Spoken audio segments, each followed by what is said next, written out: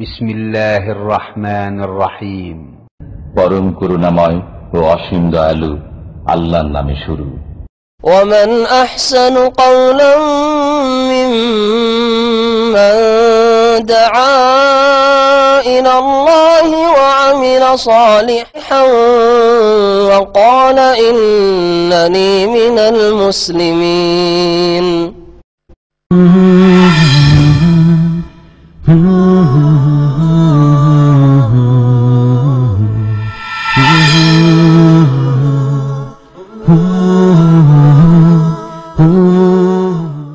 أعوذ بالله من الشيطان الرجيم. بسم الله الرحمن الرحيم. ولو أن قرآنا سيرت به الجبال أو قطعت به الأرض أو كلم به الموتى بل لله الأمر جميعا أفلم ييأس الذين آمنوا أن لو يشاء الله لهدى الناس جميعا ولا يزال الذين كفروا تصيبهم بما صنعوا قارعة أو تحل قريبا من دارهم حتى يأتي وعد الله إن الله لا يخلف الميعاد. ولقد استهزئ برسل من قبلك فأمليت للذين كفروا ثم أخذتهم فكيف كان عقاب. أفمن هو قائم على كل نفس بما كسبت وجعلوا لله شركاء قل سموهم أم تنبئونه بما لا يعلم في الأرض أم بظاهر من القول بل زين للذين كفروا مكرهم وصدوا عن السبيل ومن يضلل الله فما له من هاد. لهم عذاب في الحياة الدنيا ولعذاب الآخرة أشق وما لهم من دون الله من واق. مثل الجنة التي وعد المتقون تجري من تحتها الأنهار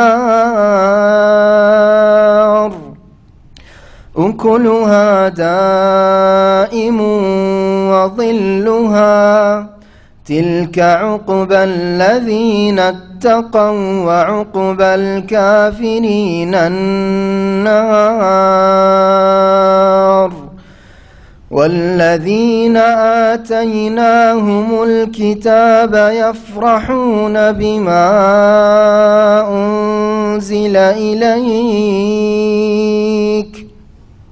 ومن الأحزاب من ينكر بعضه قل إنما أمرت أن أعبد الله ولا أشرك به إليه أدعو وإليه مآب. وكذلك أنزلناه حكما عربيا ولئن اتبعت أهواءهم بعدما جاءك من العلم ما لك من الله من ولي ولا واق ولقد أرسلنا رسلا من قبلك وجعلنا لهم أزواجا وذرية وما كان لرسول أن يأتي بآية إلا بإذن الله لكل أجل كتاب يمحو الله ما يشاء ويثبت وعنده أم الكتاب وإما نرينك بعض الذي نعدهم أو نتوفينك فإنما عليك البلاغ وعلينا الحساب أولم يروا أنا نأتي الأرض ننقصها من أطرافها والله يحكم لا معقب لحكمه وهو سريع الحساب وقد مكر الذين من قبلهم فلله المكر جميعا يعلم ما تكسب كل نفس وسيعلم الكفار لمن عقبى الدار ويقول الذين كفروا لست مرسلا قل كفى بالله شهيدا بيني وبينكم ومن عنده علم الكتاب. السلام عليكم ورحمة الله وبركاته.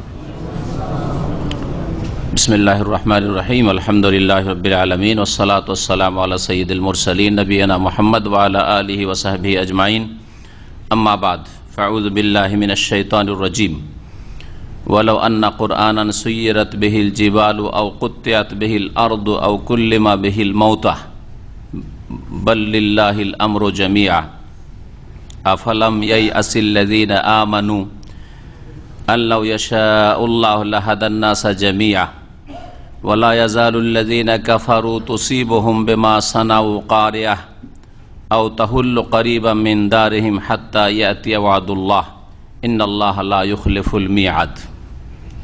সম্মানিত শ্রোতা মণ্ডলী, আল্লাহ পাক রব্বুল আলমিনের যাবতীয় প্রশংসা যে আল্লাহ পাক রব্বুল আলমিন যা চান তাই ঘটে থাকে। আল্লাহ পাক রব্বুল আলমিনের কাছে কোনো কিছু অসম্ভব বলে নেই। আল্লাহ পাক রব্বুল আলমিনের জন্য এমন কিছু নেই যা করা অসম্ভব, যা হতে পারে না। আল্লাহ পাক রব্বুল আলমিন সর্বশক্তিমান, আলা কুল্লি শাইইন কাদির।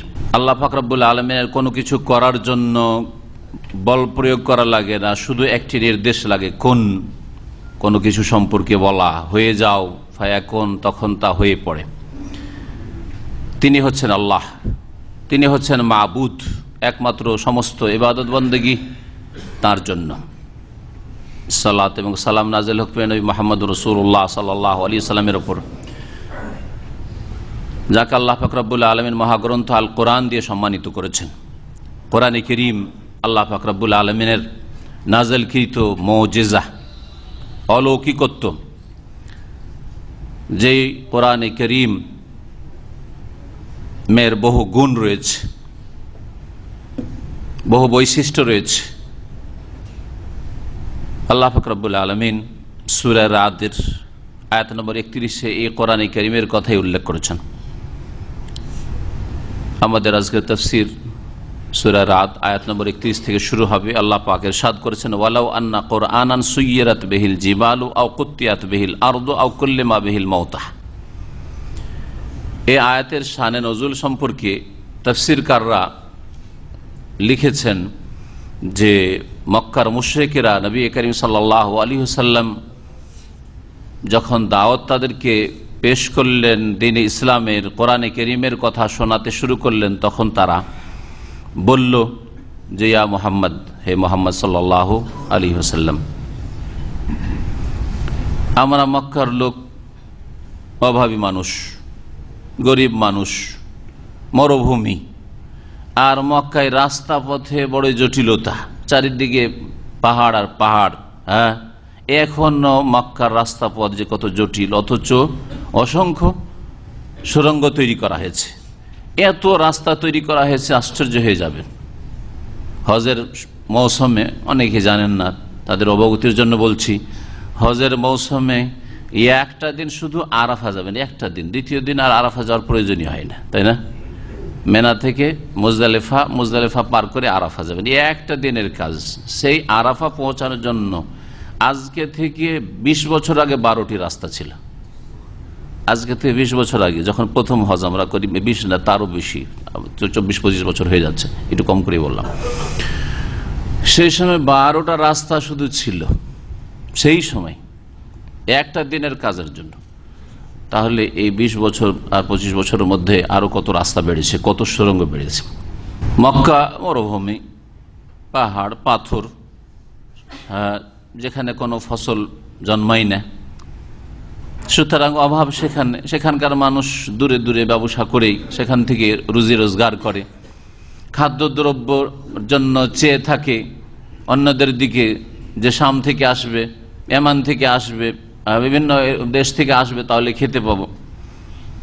তো তারা বলল যে মুহাম্মদ সাল্লাল্লাহু আলাইহি ওয়াসাল্লাম, তোমার দিন যদি সত্যই হয় আর তোমার কথা যদি ঠিক হয়, আর তুমি বলছো যে কোরআনে কারীম নাযিল হচ্ছে, এটা যদি আল্লাহর কালামই হয়, আল্লাহর বাণী হয়, আর আমাদের বাপদাদার ধর্ম যদি ভুল হয়, এ শিরকের মূর্তি পূজার ধর্ম, পৌত্তলিকতা, তাহলে আমাদেরকে কয়েকটা কাজ করে দাও না। একটা হচ্ছে, প্রথম যে বিষয়টির কথা উল্লেখ করা হয়েছে, সুয়্যিরাত বিহিল জিবাল, এত পাহাড় দিয়ে ঘেরা, পাহাড়গুলিকে সরিয়ে দাও। মক্কা থেকে পাহাড়গুলিকে তোমার ক্ষমতা দিয়ে, তুমি যদি নবী হও, রসুল হও, তাহলে সরিয়ে দাও, সমতল ভূমি বানিয়ে দাও। তাহলে রাস্তা পথ আমাদের সুবিধা হয়ে যাবে, চলাচল সুবিধা হয়ে যাবে। আর তার সাথে সাথে এখানে পাহাড় যখন থাকবে না, তার মানে পাথর নেই, পাথর নেই, তখন সেই জমিতে উর্বর শক্তি থাকবে, আর সেখানে ফসল পানি হবে, তো সচ্ছলতা আসবে। এই এক তাদের শয়তানি প্রস্তাব। আও কুত্তিয়াত বিহিল আরদ, আর জমিনকে বিদীর্ণ করে দাও, জমিনকে বিদীর্ণ করে দাও, অর্থাৎ এই পাহাড় সরিয়ে দেওয়ার পরে জমিন চাষাবাদ যোগ্য করে দাও। হ্যাঁ, চাষাবাদ করার জন্য জমিনকে তো ফাড়তে হয়, জমিনে লাঙ্গল চালাতে হয়, তো জমিন যাতে করে চাষাবাদের যোগ্য হয়ে যায় এই মক্কার, এটা করে দাও। আর অন্যান্য তাফসীরকাররা বলেছেন, এর সাথে সাথে জমিন বিদীর্ণ করা, তার মানে এই মক্কার আশেপাশে কোনো একটা পুকুর নেই, জলাশয় নেই, নদী নেই, নালা নেই, পানির ব্যবস্থা নেই। হ্যাঁ, তো জমিন বিদীর্ণ করে দাও মানে ঝর্ণা সম প্রবাহিত করে দাও, নহর, নদী, নালা প্রবাহিত করে দাও। যেমন অন্যান্য দেশে অনেক নদী আছে, নীল আছে, ফোরাত আছে, আর কত নদী আছে। হ্যাঁ, ভারত উপমহাদেশে, বাংলাদেশে, তো এরকম আমাদের নদী নালা প্রবাহিত করে দাও, তাহলে সেচের ব্যবস্থা হয়ে যাবে। এ হচ্ছে তাদের দ্বিতীয় কথা, দ্বিতীয় দাবি, চ্যালেঞ্জ। আও কুল্লিমা বিহিল মাউতা, আর এক কাজ করো, তুমি যে সত্য কথাই বলছো, এটা কেমন করে জানবো? আর তোমার কাছে কোরআনই নাযিল হচ্ছে, এটা তোমার রচিত নয়, হ্যাঁ, এটা গণকের কথা নয়, এটা আল্লাহর বাণী, এটাই বা কেমন করে জানবো? তো এক কাজ কর, আমাদের পূর্বপুরুষরা সব বিচক্ষণ ছিল। হ্যাঁ, বুজুর্গানের দিন, আজকালও বুজুর্গানের দিনের দোহাই দিয়ে থাকে, হ্যাঁ, যারা গুমরাহ পথভ্রষ্ট। আর এই বুজুর্গানের দিনের দোহাই দেওয়া হচ্ছে কুফারে মক্কা, মক্কার কাফের মুশরিকদের চরিত্র। তো আমাদের বুজুর্গানের দিন যারা তোমার পূর্বপুরুষ দাদা হাশেম আব্দে মনাফ আর বড় বড় যারা চলে গেছে, আর আমাদের পূর্বপুরুষ যারা চলে গেছে তারা বিচক্ষণ ছিল, কাবার খাদেম ছিল, তাদেরকে জীবিত করে দাও। জীবিত হয়ে তারা শুধু এই কথাটা বলে দিক যে মোহাম্মদ যা বলছে ঠিক, আল্লাহর তরফ থেকে এসছে, তাহলে আমরা ঈমান নিয়ে আসবো। আল্লাহ পাক রব্বুল আলামিন এর জবাবে এই আয়াত নাযিল করলেন। আল্লাহ পাক ইরশাদ করেছেন, ওয়ালাউ আন্না কোরআনান, যদি এমন কোন কোরআন হইতো। এখানে কোরআন নাকিরা মানে কোন কোরআন, আল কোরআন মানে বিশেষ কোরআন, কোরআনে কারীম, আর কোরআন নাকিরা অনির্দিষ্ট। যদি এমন কোন কোরআন হইতো পৃথিবীতে, এই কোরআনের একটি তাফসীর হচ্ছে কোরআন মানে আল কোরআনুল কারীম। হ্যাঁ, কোরআনে কারীম আমাদের কিতাব আল কোরআনুল কারীমের নাম। আর কোন কোন তাফসীরকাররা বলেছেন যে কোরআনান শব্দটি কারা ইয়াকরাউ কিরাআতান ওয়া কোরআনান মাসদার, পঠিত বস্তু যা তেলাওয়াত করা হয়, পাঠ করা হয়, সেটা হচ্ছে কোরআন, অর্থাৎ আসমানি কিতাব বোঝানো হয়েছে। আর সেটা সেই কিতাবগুলি আল্লাহ পাকের পক্ষ থেকে নাযিল হয়েছে আর মানুষ পাঠ করে ধর্মগ্রন্থ হিসাবে। তাহলে এই কোরআনের অর্থ হবে তাওরাত, ইনজিল, জবুর, কোরআন সবগুলিকে শামিল। এই জন্য কোরআন নাকিরা বলা হয়েছে। এমন কোন কোরআন মানে এমন কোন যদি আসমানি গ্রন্থ হইতো, তাওরাত হোক আর ইনজিল হোক আর জবুর হোক আর কোরআন হোক, এমন কোন সুহফে ইব্রাহিম হোক, যদি এমন কোন কোরআন মানে এমন কোন আসমানি কিতাব হইতো যে যার দ্বারা কি করা হইতো, সুইয়্যারাত বিহিল জিবাল, যার দ্বারা পাহাড়গুলিকে গতিশীল করা হইতো, চলমান করে দেওয়া হইতো, পাহাড়কে সরিয়ে দেওয়া হইতো। সারে আসির মানে নিজে চলা, সাইর মানে ভ্রমণ করা, আর সাইয়ারা ইউসাইয়ার মানে অন্যকে পরিচালিত করা, চলমান করা, গতিশীল করা।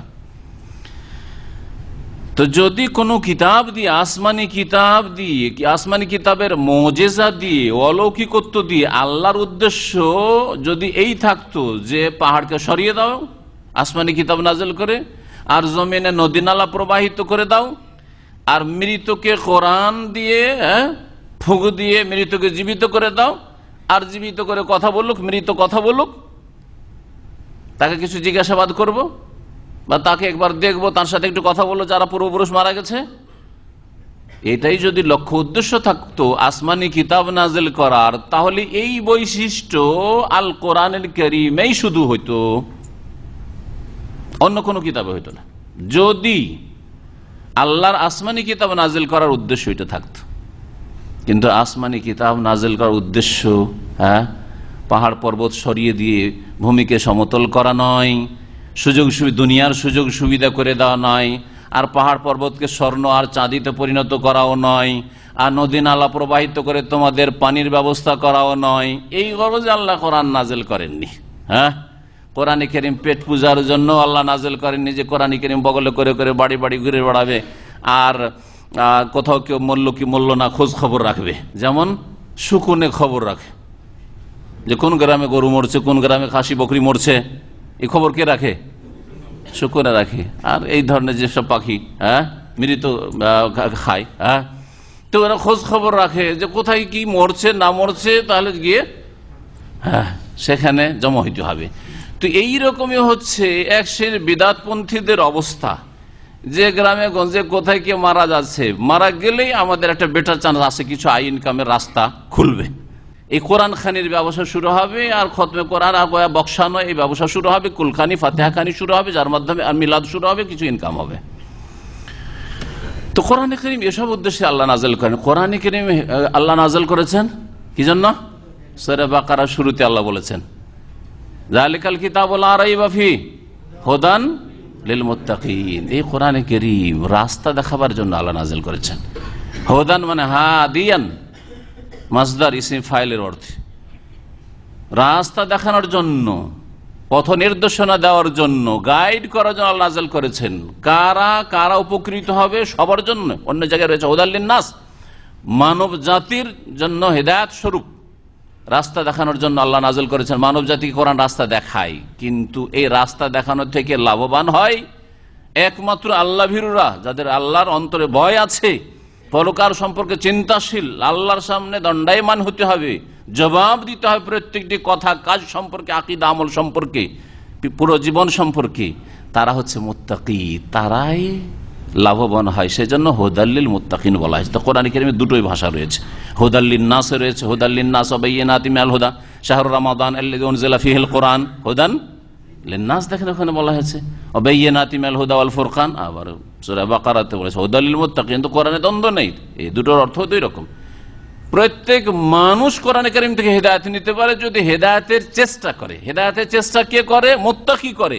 সুতরাং মুত্তাকিনদের কথা আল্লাহ পাক সূরা বাকারাতে উল্লেখ করেছেন। তারা সচেষ্ট, তারা নিজের কল্যাণ চায়। আর যারা আল্লাহকে ভয় করে না, পরকাল সম্পর্কে চিন্তাশীল না, তাদের হিতাকাঙ্ক্ষী আমরা, তারা নিজের হিতাকাঙ্ক্ষী নয়। ঠিক না? আমরা যারা দিনের কথা মানুষকে পৌঁছিয়ে থাকি, যে যতটুকু পৌঁছান, আপনি একটা লোককে যদি আল্লাহর দিনের কথা পৌঁছে দেন, তাহলে আপনি তার হিতাকাঙ্ক্ষী, কিন্তু সে আপনার কথা শোনে না, নামাজ পড়ে না, তাওহীদ কে মানে না, শিরকে লিপ্ত, বিদআতে লিপ্ত, রাসূলের তরিকায় চলে না, ইসলামকে আদর্শ গ্রহণ করে না, তাহলে সে নিজের দরদি, নিজের হিতাকাঙ্ক্ষী নয়। আপনি তার কল্যাণ কামনা করেন আর সে তার অমঙ্গল কামনা করে। আল্লাহ পাক যেন বুঝার তৌফিক দান করেন। তো আল্লাহ পাক রব্বুল আলামিন কোরআন কারীম নাযিল করেছেন মানব জাতির হেদায়েতের জন্য। কোরআন কারীম এই দুনিয়ার এই সব কাজে না, যে প্রস্তাবগুলি তোমরা পেশ করেছো, যদি আল্লাহ এই উদ্দেশ্যে নাযিল করতেন তো এই কোরআন কারীম দিয়েই এই কাজটা হইতো। কোরআন কারীমেই এই গুণ রয়েছে। ওয়ালাউ আন্না কোরআন সুয়িরাত বিহিল জিবাল, আর যদি এমন কোন কোরআন হইতো, সুয়িরাত বিহিল জিবাল, যার দ্বারা পাহাড় পর্বতমালা চলমান করা, গতিশীল করা যেত, আও কুত্তিয়াত বিহিল আরদ, অথবা জমিনকে, ভূমিকে বিদীর্ণ করা যেত, আও কুল্লেমা বিহিল মৌতা, অথবা কোন এমন কোরআন যদি হতো যার দ্বারা মৃতদের সাথে কথা বলা যেত, যে কোরআনের একটা আয়াত দম করে বুক দিয়ে মৃতকে জীবিত করে কথা বলবে, কেমন আছেন, ভালো আছেন, কি খবর, কি অবস্থায় আছেন, সুখে না দুঃখে, জান্নাত না জাহান্নাম, আযাব হচ্ছেন, আল্লাহ নিয়ামত পেয়েছেন, অথবা দুনিয়ার কিছু জিজ্ঞেস করলেন যে আমরা যে পথে আছি ঠিক না ভুল পথে আছি। এই জন্য আল্লাহ কোরআন নাযিল করেননি যে মৃতকে জীবিত করার জন্য। তো কোরআনে কারীম কি ওই ডাল পড়া চাল পড়ার জন্য নাযিল করেছেন? যে ডাল পড়া চাল পড়া দিয়ে কে কি চুরি করলো, চুরি করা মাল কোথায় গেছে, যে চুরি করেছে ওই চাল পড়া যদি খায় তো তার দাঁতে দাঁত এমন হয়ে লেগে যাবে যে বোবা হয়ে যাওয়ার, কথা বলতে পারবে না। এসব কাজে ব্যবহার করেন আমাদের দেশের গোমরাহ বিদাতিরা। এই জন্য বেশ কিছু লোকের, কার মোবাইল হারিয়েছে, কার টাকা হারিয়েছে, মাঝে মাঝে আসতে থাকে। কিছুদিন আগে ওই লেডিস মার্কেট থেকে এক লোক এসে যে আমার 7,000 রিয়াল চুরি হয়ে গেছে। তো বলছে কোনো ব্যবস্থা আছে কে চুরি করলো না করলো জানার? আমরা এসব ব্যবস্থা ইসলামে নেই। এসব আছে পুলিশ ফাঁড়িতে আছে, থানায় চলে যেতে হবে। ইসলামে চোর ধরার জন্য কোনো আয়াত আর হাদিস নেই যে কে চুরি করলো না করলো। এই জন্য আল্লাহ কোরআন নাযিল করেন, রাসূলের হাদিস এই জন্য নয়। কিন্তু ভণ্ডামি, এগুলো হচ্ছে পেট ব্যবসা, এগুলো হচ্ছে ধর্ম ব্যবসা।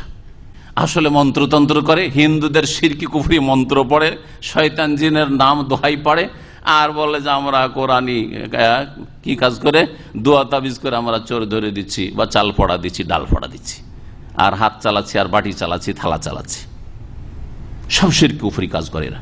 বাল্লিল্লাহিল আমরু জামিয়া, বরং সমস্ত কাজের ইখতিয়ার একমাত্র আল্লাহর, সমস্ত কাজের মালিক একমাত্র আল্লাহ। বাল্লিল্লাহি, আল্লাহর জন্য রয়েছে, আল আমরু জামিয়ান, সমস্ত কাজের বা সমস্ত বিষয়ের, আমর মানে কাজ, আমর মানে বিষয়, সমস্ত বিষয়ের ক্ষমতা একমাত্র তার হাতে রয়েছে। সমস্ত কিছুর মালিক আল্লাহ পাক রব্বুল আলামিন। এখানে তাহলে আল্লাহ পাক বলেছেন যে যদি কোনো কোরআন হইতো, তার দ্বারা পাহাড়কে গতিশীল করা হইতো, অথবা জমিনকে বিদীর্ণ করা হইতো, মৃতের সাথে কথা বলা যেত, আর কিছু বলেননি। এখানে তার পরের অংশটুকু, খবরটুকু, লাও যদি এইরকম হইতো তাহলে কি হইতো, এই তাহলে কি হতো কথাটি মাহজুফ উজ্জ আছে, সেটা হচ্ছে লাকানা হাযাল কোরআন, এখানে আছে, তাহলে সেটা হচ্ছে এই কোরআনে কারীম। এই কোরআনে কারীম দিয়ে সেই কাজটি সম্ভব হইত। এই কোরআনে কারীমে এই বৈশিষ্ট্য, এই গুণ রয়েছে। আর কোন কোন তাফসীরকাররা বলছেন যে কোরআনে কারীম দিয়ে যদি এই কাজগুলি করাই উদ্দেশ্য হতো তাহলে আমি করে দিতাম, কিন্তু এটা আমার হাতে নয়। মুজিজা নিয়ে আসা, মুজিজা অলৌকিকত্ব, যে পাহাড় যেই জায়গা আছে পাহাড়কে সরিয়ে দাও, যেখানে কোনো নদী নেই, পানির ব্যবস্থা নেই, সেখানে পানির ব্যবস্থা করে দাও, জমজম কূপের ব্যবস্থা করে দেওয়া। কোন জায়গায় পানি পাচ্ছেন আর জমজম কূপ, আর জমজম কূপ শুধু সেটা কূপ নয়, সেটা বিশাল নহর রয়েছে। এই জন্য জমজম, প্রাচীন যুগে জমজম কুয়াতে কোনো মানুষ যদি পড়ে গিয়ে থাকে তো কার খুঁজে পাওয়া যায়নি, কোথায় যে বয়ে গেছে আল্লাহ জানে। তো জমজম কূপ কূপ না, এটা ওপরে কূপ কিন্তু ভিতরে। এই জন্য নবী করিম সাল্লাল্লাহু আলাইহি ওয়াসাল্লাম সহিহ বুখারী হাদিস রয়েছে, এই বিষয়টা জানেন না কোনদিন শুনেছেন? জানেন না। জমজম শুধু কূপ না যে এতটুকু যাই পানি আছে, নাহলে তো কখন পানি শেষ হয়ে যেত। সারা পৃথিবীর লোক পানি নিয়ে যাচ্ছে, একটু কমছে কোনো সময়। আমাদের দেশে গ্রীষ্মকালে আমরা যখন কুয়ার পানি খেয়েছি, কে কুয়ার পানি খেয়েছেন? হ্যাঁ, এখন তো না টিউবওয়েল নলকূপ হয়েছে, কুয়ার পানি কমে যেত না? আর বর্ষাকালে কুয়া ভর্তি হয়ে যেত, হাত দিয়ে পানি উঠাতাম। তো জমজমে এমন কোনদিন শুনেছেন এরকম হচ্ছে, কমছে বাড়ছে পানি? হ্যাঁ। নবী করিম সাল্লাল্লাহু আলাইহি ওয়াসাল্লাম বলছেন, রাহিমাল্লাহু উম্মা ইসমাইল, সহিহ বুখারী হাদিস, ইসমাইলের মায়ের উপর আল্লাহ রহম করুক। হাদিস বুখারীতে আছে। আল্লাহ ইসমাইলের মায়ের উপর, কে তিনি? হাজার আলাইহিস সালাম রাদিয়াল্লাহু আনহা, তার উপর রহম করুক। লাউ তারাকাত জমজম, জমজমকে যদি যখন বহিতে শুরু হয়েছিল, হ্যাঁ, প্রথম যখন পানি উঠতে শুরু হয়েছে, তখন আপন অবস্থায় যদি ছেড়ে দিত, লাকানা আইনান মাইনান, তাহলে মিষ্টি পানির সেটি ঝর্ণা হয়ে যেত, হ্যাঁ, নহর হয়ে যেত সেটি। কিন্তু ঘেরতে শুরু করলে, যারে এই পানিটা উঠতে শুরু হয়েছে, পানিটা যদি বন্ধ হয়ে যায় তাহলে আমার তো একদিনের পানি হবে না, বা এই পানি তার কাজে লাগাতে পারবো না, হ্যাঁ, পানি আবার মাটিতে টেনে নেবে, তো কাজে তো আমার লাগবে না, তো পানিটাকে জমা করি, তাড়াতাড়ি করে ঘেরতে শুরু করলেন। যেমন আমরা, হ্যাঁ, বাঁধ দিয়ে ঘিরি, আর বাঁধ দিয়ে ঘেরাকে জম জম জম বলে, এই জন্য জমজমকে জমজম বলা হয়। জমজম আমাদের দেশের ভাষা একবার ঠিক তর্জমা হচ্ছে থাম থাম থাম।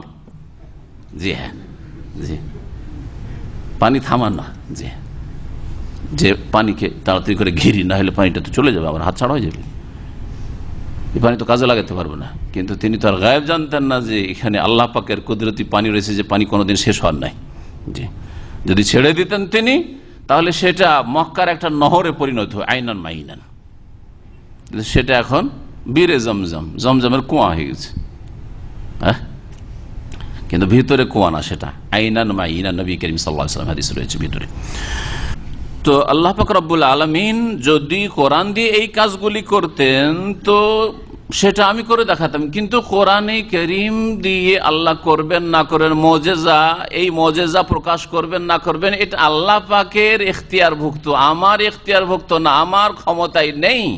এই জন্য তারপরের অংশটি, এই দ্বিতীয় তাফসীরের সমর্থন, বাল্লিল্লাহিল আমরু জামিয়া, সমস্ত কিছুর মালিক তো একমাত্র আল্লাহ, আমি তো আর এর মালিক না যে আমাকে বলছে মোহাম্মদ তুমি কোরআনের কথা শুনেছো, তো কোরআন দিয়ে পাহাড় সরিয়ে দাও, কোরআন দিয়ে আমাদের নহর নদী নালা প্রবাহিত করে দাও, কোরআন দিয়ে আমাদের বাপদাদা পূর্বপুরুষকে জীবিত করে একটু কথা বলিয়ে দাও।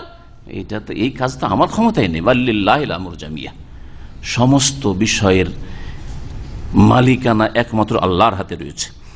আফালাম ইয়াই আসিল্লাযীনা আমানু, ইয়া এসা ইয়াই আসো, সামে আসমাও থেকে, এর প্রসিদ্ধ অর্থ হচ্ছে নিরাশ হয়ে যাওয়া, হতাশাগ্রস্ত হওয়া। আর আরেকটি অর্থ রয়েছে যেটা অধিকাংশ সাধারণ মানুষের না, আমাদের অনেকেরই অজানা যদি তাফসীর না পড়েন, সেটা হচ্ছে নিশ্চিত জানা আর জেনে বিশ্বাস করা, দৃঢ় বিশ্বাস করা, দৃঢ় প্রত্যয়, ইয়াকিন যেটাকে বলা হয়। এখানে ইয়াকিনের অর্থে রয়েছে, এখানে নিরাশ হওয়ার অর্থে নেই। আফালাম ইয়াসিল্লাযীনা আমানু, যারা ঈমানদার তারা কি দৃঢ়ভাবে বিশ্বাস করে না? তাদের কি দৃঢ় প্রত্যয় নেই? তাদের কি ইয়াকিন নেই? আল্লাহ ইয়াশাউল্লাহ, যে যদি আল্লাহ চাইতেন তো লাহাদান নাসা জামিয়া, প্রত্যেক মানুষকে, সমস্ত মানুষকে আল্লাহ হিদায়াত করে দিতেন। আল্লাহ যদি চাইতেন তার সৃষ্টিগত নির্দেশে, এটা হচ্ছে শরীয়তগত নির্দেশ, শরীয়তগত চাওয়া, আর একটা হচ্ছে সৃষ্টিগত চাওয়া, সৃষ্টিগত চাওয়া মানে আল্লাহ যদি কিছু করতে চান, হেদায়েত করবো, একে তোর ক্ষমতা নেই যে হেদায়েত হবো না, আমি একে নামাজ পড়াবো, যদি বাই ফোর্স, যেটাকে বল প্রয়োগ করে, তাহলে ক্ষমতা ছিল যে আমি পড়বো না? হ্যাঁ, আল্লাহ এটা করেন, এটা সৃষ্টিগত। তো এখানে এই আয়াতে ওই সৃষ্টিগত বিষয়টি বোঝা হয়েছে। আল্লাহ পাক যদি সৃষ্টিগতভাবে ইচ্ছা করতেন যে বাধ্য করে তোকে হেদায়েত করব, তা লাহাদান নাসা জামিয়া, তাহলে সমস্ত মানুষকে আল্লাহ হেদায়েত করে দিতেন। কিন্তু জবরদস্তি যদি কাউকে হেদায়েত করেন, তো পরীক্ষার কি থাকলো? তো সবাই তো ভালো হয়ে যাবে। তাহলে যেমন জবরদস্তি যদি কাউকে পথভ্রষ্ট করে দেওয়া হয়, তাহলে আর পরীক্ষা কি থাকলো? সবগুলি তো ফেল হয়ে যাবে। এই জন্য আল্লাহ পাক রব্বুল মানুষের মধ্যে দুটো গুণ দিয়েছেন, মানুষের মধ্যে ভালো মন্দ দুটো গুণ দিয়েছেন। আল্লামা শাহরিউল্লাহ মুহাদ্দিস দেহলভী রাহমাতুল্লাহ বলেছেন যে দুটো গুণের নাম হচ্ছে, একটা হচ্ছে কুওয়াতে মালাকিয়া, আর কুওয়াতে বাহিমিয়া। কুওয়াতে মালাকিয়া মানে ফেরেশতাগত শক্তি, ভালো গুণ আমাদের মধ্যে ফেরেশতার মতো। এই লোকটা ফেরেশতা গো, বলছে না, ফেরেশতার মতো মানুষ, ফেরেশতা, ভালো গুণ তার মধ্যে আছে। আর একটা হচ্ছে পাশবিক শক্তি, বাহিমা মানে চতুষ্পদ জন্তু, কুওয়াতে বাহিমা পাশবিক শক্তি, পশুর মতো, কুকুরের মতো, শিগালের মতো, হিংস্র পশুর মতো, বাঘের মতো, হ্যাঁ, সাপ বিচ্ছুর মতো, এইরকম গুণ আছে। সাপ মার্কা মানুষ, বিচ্ছু মার্কা মানুষ, ওর কাছে গেলেই দংশন করবে, ওর হাতে টাকা পড়লেই দংশন করবে, হ্যাঁ, ওর পাশে বাড়ি বাঁধলেই দংশন করবে, ও যে হিংস্র, বাস করতে দেবে না আপনাকে। আল্লাহ পাক রব্বুল আলামিন মানুষের মধ্যে দুটো গুণ রেখেছেন, যে যেটা গুণকে বৃদ্ধি করেছে আমাদের মধ্যে, প্রত্যেক যে ভালো কাজগুলি করেছে তার মধ্যে ওই পাশবিক শক্তি রয়েছে। জীবজন্তুর যে খারাপ গুণ, ওই খারাপ গুণগুলি রয়েছে, কিন্তু সেই গুণটাকে দমন করে, খারাপ গুণগুলি দমন করে, ভালো গুণটাকে বৃদ্ধি করার চেষ্টা করে, তখন ভালো মানুষ হয়ে যায় সে। আল্লাহ পাকের এই পরীক্ষায় পাশ করে নেয়। আর যারা খারাপ কাজ করতে থাকে, ভালো কাজকে কমিয়ে দেয়, তখন ওই পাশবিক শক্তি, হ্যাঁ, হিংস্র পশুর শক্তিটা শক্তিশালী হয়ে যায়, যার ফলে সে পশু চরিত্রের হয়ে যায়। যেমন গরু ছাগলের কাছে জেনা বলে কিছু নেই, তখন ওই রকমই তার কাছে জেনা বলে কিছু নেই, তার কাছে স্ত্রী আর অন্য মহিলার কোনো পার্থক্য নেই, এইরকম চরিত্রহীন হয়ে যায়। উলাইকা কাল আনআম বাল হুম আযাল, এই জন্য বলেছেন এরাই তো চতুষ্পদ জন্তু, বরং চতুষ্পদ জন্তু তো ভালো, ও তো বুঝে না, হলে জেনা, ওর কাছে তো জেনা বলে কিছু না, ও তো বুঝে না যে এটা হালাল এটা হারাম, এটা আমার মা এর এই পেট থেকে আমি জন্মেছি, বুঝে। কিন্তু আপনি তো বুঝেন যে এটা আল্লাহ হালাল করেছেন, এটা হারাম করেছেন। একজন মানুষ তো বুঝে যে এটা চরিত্রহীনতা, একজন কাফেরও বুঝে যে আমার স্ত্রীর সাথে আমার যৌন সম্পর্ক থাকা এটা হচ্ছে চরিত্র গঠন, এটা হচ্ছে উত্তম চরিত্র। আর সেই কাফের আল্লাহদ্রোহী সেও বুঝে যে এই লুচ্চামি, এগুলো লুচ্চামি, যদিও সে সেটাকে পাপ মনে করে জবাব দিতে হবে, আল্লাহর কাছে হাজির হইতে হবে, ধরা খাবো আর জাহান্নামে যেতে, এগুলো বিশ্বাস করেন না, কিন্তু বুঝে যে দুনিয়াতে এগুলো ভালো চরিত্র নয়। এজন্য ভারতের কোন ইউনিভার্সিটিতে হোস্টেল তৈরি করা হয়েছিল ছেলে মেয়ের একসাথে, ইউনিভার্সিটি না বলছি না, যদি আমার জানা আছে। তো ইউনিভার্সিটিতে হোস্টেল, একসাথে হোস্টেল, ছেলে মেয়ে একই রুমে থাকে। যেমন অনেক দেশে যাবেন আপনি, যে একই রুমে ছেলে মেয়ে থাকছে, ভাড়া নিয়েছে, ছেলে মেয়ে একসাথে বসবাস করে, শুয়ে থাকে, ব্যাচেলর, এই মহিলা কোথাকার, ও মহিলা পুরুষ কোথাকার, একসাথে থাকছে। এইরকম হোস্টেলই তৈরি করেছে ইউনিভার্সিটি কর্তৃপক্ষ। আর তারপরে কিছুদিনে দেখলো যে এ পড়াশোনা আর কি করবে, এদের জন্য তো বেশ্যাখানা তৈরি করে দেওয়া হয়েছে, তাই না, পতিতালয় তৈরি করে দেওয়া হয়েছে। তখন হিন্দুরাও খ্রিস্টানরাও বলে যে না, এইরকম হোস্টেল আমরা চাই না, আমাদের ছেলে মেয়েদের জন্য এইরকম হোস্টেল চাই না, ধ্বংস করে দেবে। তারাই বিরোধিতা করেছে, তারপরে এই হোস্টেল বন্ধ করা হয়েছে, সেপারেট হোস্টেল করা হয়েছে। আমি সেই ইউনিভার্সিটিতে ঢুকেছি, কারণ আমার বন্ধুরা কিছু মাদ্রাসা পড়ার পরে সেসব ইউনিভার্সিটিতে মাস্টার বা পিএইচডি করার জন্য যারা গিয়েছে, তো ওদের সাথে গিয়ে ওখানে এখন আইন যে ছেলে মেয়ের হোস্টেলে ঢুকতে পারবে না, কিন্তু মেয়ে ছেলের হোস্টেলে ঢুকতে পারবে। আর ঢুকিয়ে সারা দিন কাটাতে পারে, সারা রাতটা শুধু কাটাতে পারবে না, রাত্রে 2-4-5 ঘন্টা কাটিয়ে দিতে পারে, সমস্যা নাই, পড়াশোনার বাহানায় আর যা কিছুই করুক কোনো অসুবিধা নেই, কিন্তু সারা রাতটা কাটিয়ে দিতে পারে। ড্যান্স হয়, জানা হয়, সবকিছুই হয়, কিন্তু নারী স্বাধীনতার সাথে। নারী যদি মনে করে আমার জন্য কোনো অসুবিধা নেই, তো অসুবিধা নেই, ছেলে যাতে করে না ঢুকতে পারে তাদের কাছে, ব্যাস এতটুকু। কি বলছিলাম যে আল্লাহ পাক রব্বুল আলামিন যদি চাইতেন যে হেদায়েত করব তার সৃষ্টিগত ইচ্ছাই মানে নির্দেশে হও এরকম হইতে হবে তো হেদায়েত করে দিতেন। ওয়ালাউ শি'না লাআতাইনা কুল্লা নাফসিন হুদাহা ওয়ালাকিন হাক্কাল কাওলু মিন্নি লাআমলাআন্না জাহান্নামা মিনাল জিন্নাতি ওয়ান নাসি আজমাইন। সূরা সিজদায় আমাদের এই সূরা তাফসীর হয়ে গেছে। আমি যদি চাইতাম লাউ শি'না লাআতাইনা কুল্লা নাফসিন হুদাহা, তাহলে প্রত্যেক ব্যক্তিকে আমি হেদায়েত করে ছাড়তাম, প্রত্যেক ব্যক্তিকে খাঁটি মুসলিম করে ছাড়তাম। ওয়ালাকিন হাক্কাল কাওলু মিন্নি, তবে আমার চূড়ান্ত ফয়সালা হয়ে গেছে।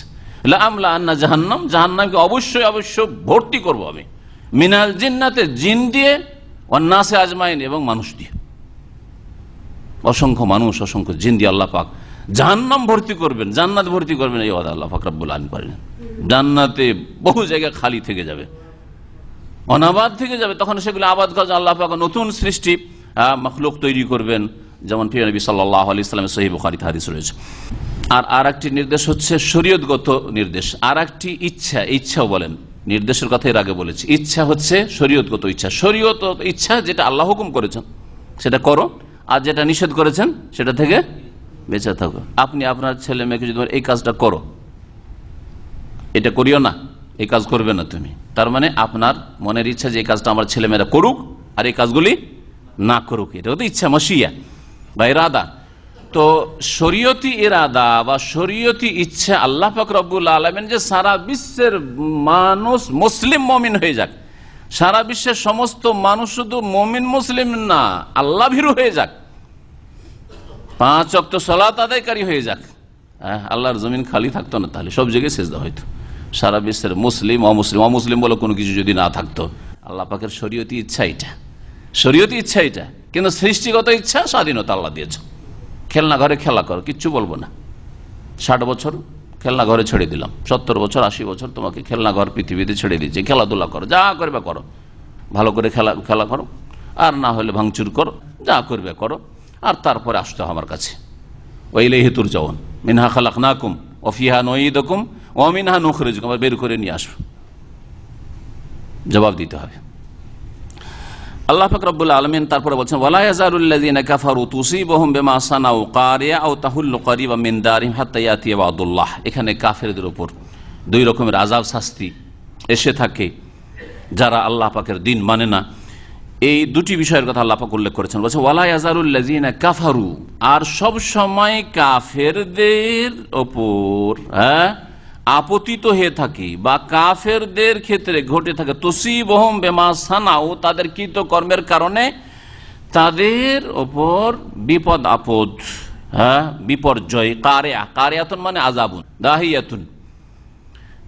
এজন্য সূরা কারিয়া একটি রয়েছে, আল কারিয়াতু মাল কারিয়া, বিপদ সংকটের দিনকে, কিয়ামতের দিনকে আল কারিয়া বলা হয়েছে ওখানে। আর এখানে কারিয়াতুন হচ্ছে আল্লাহ পাকের আযাব।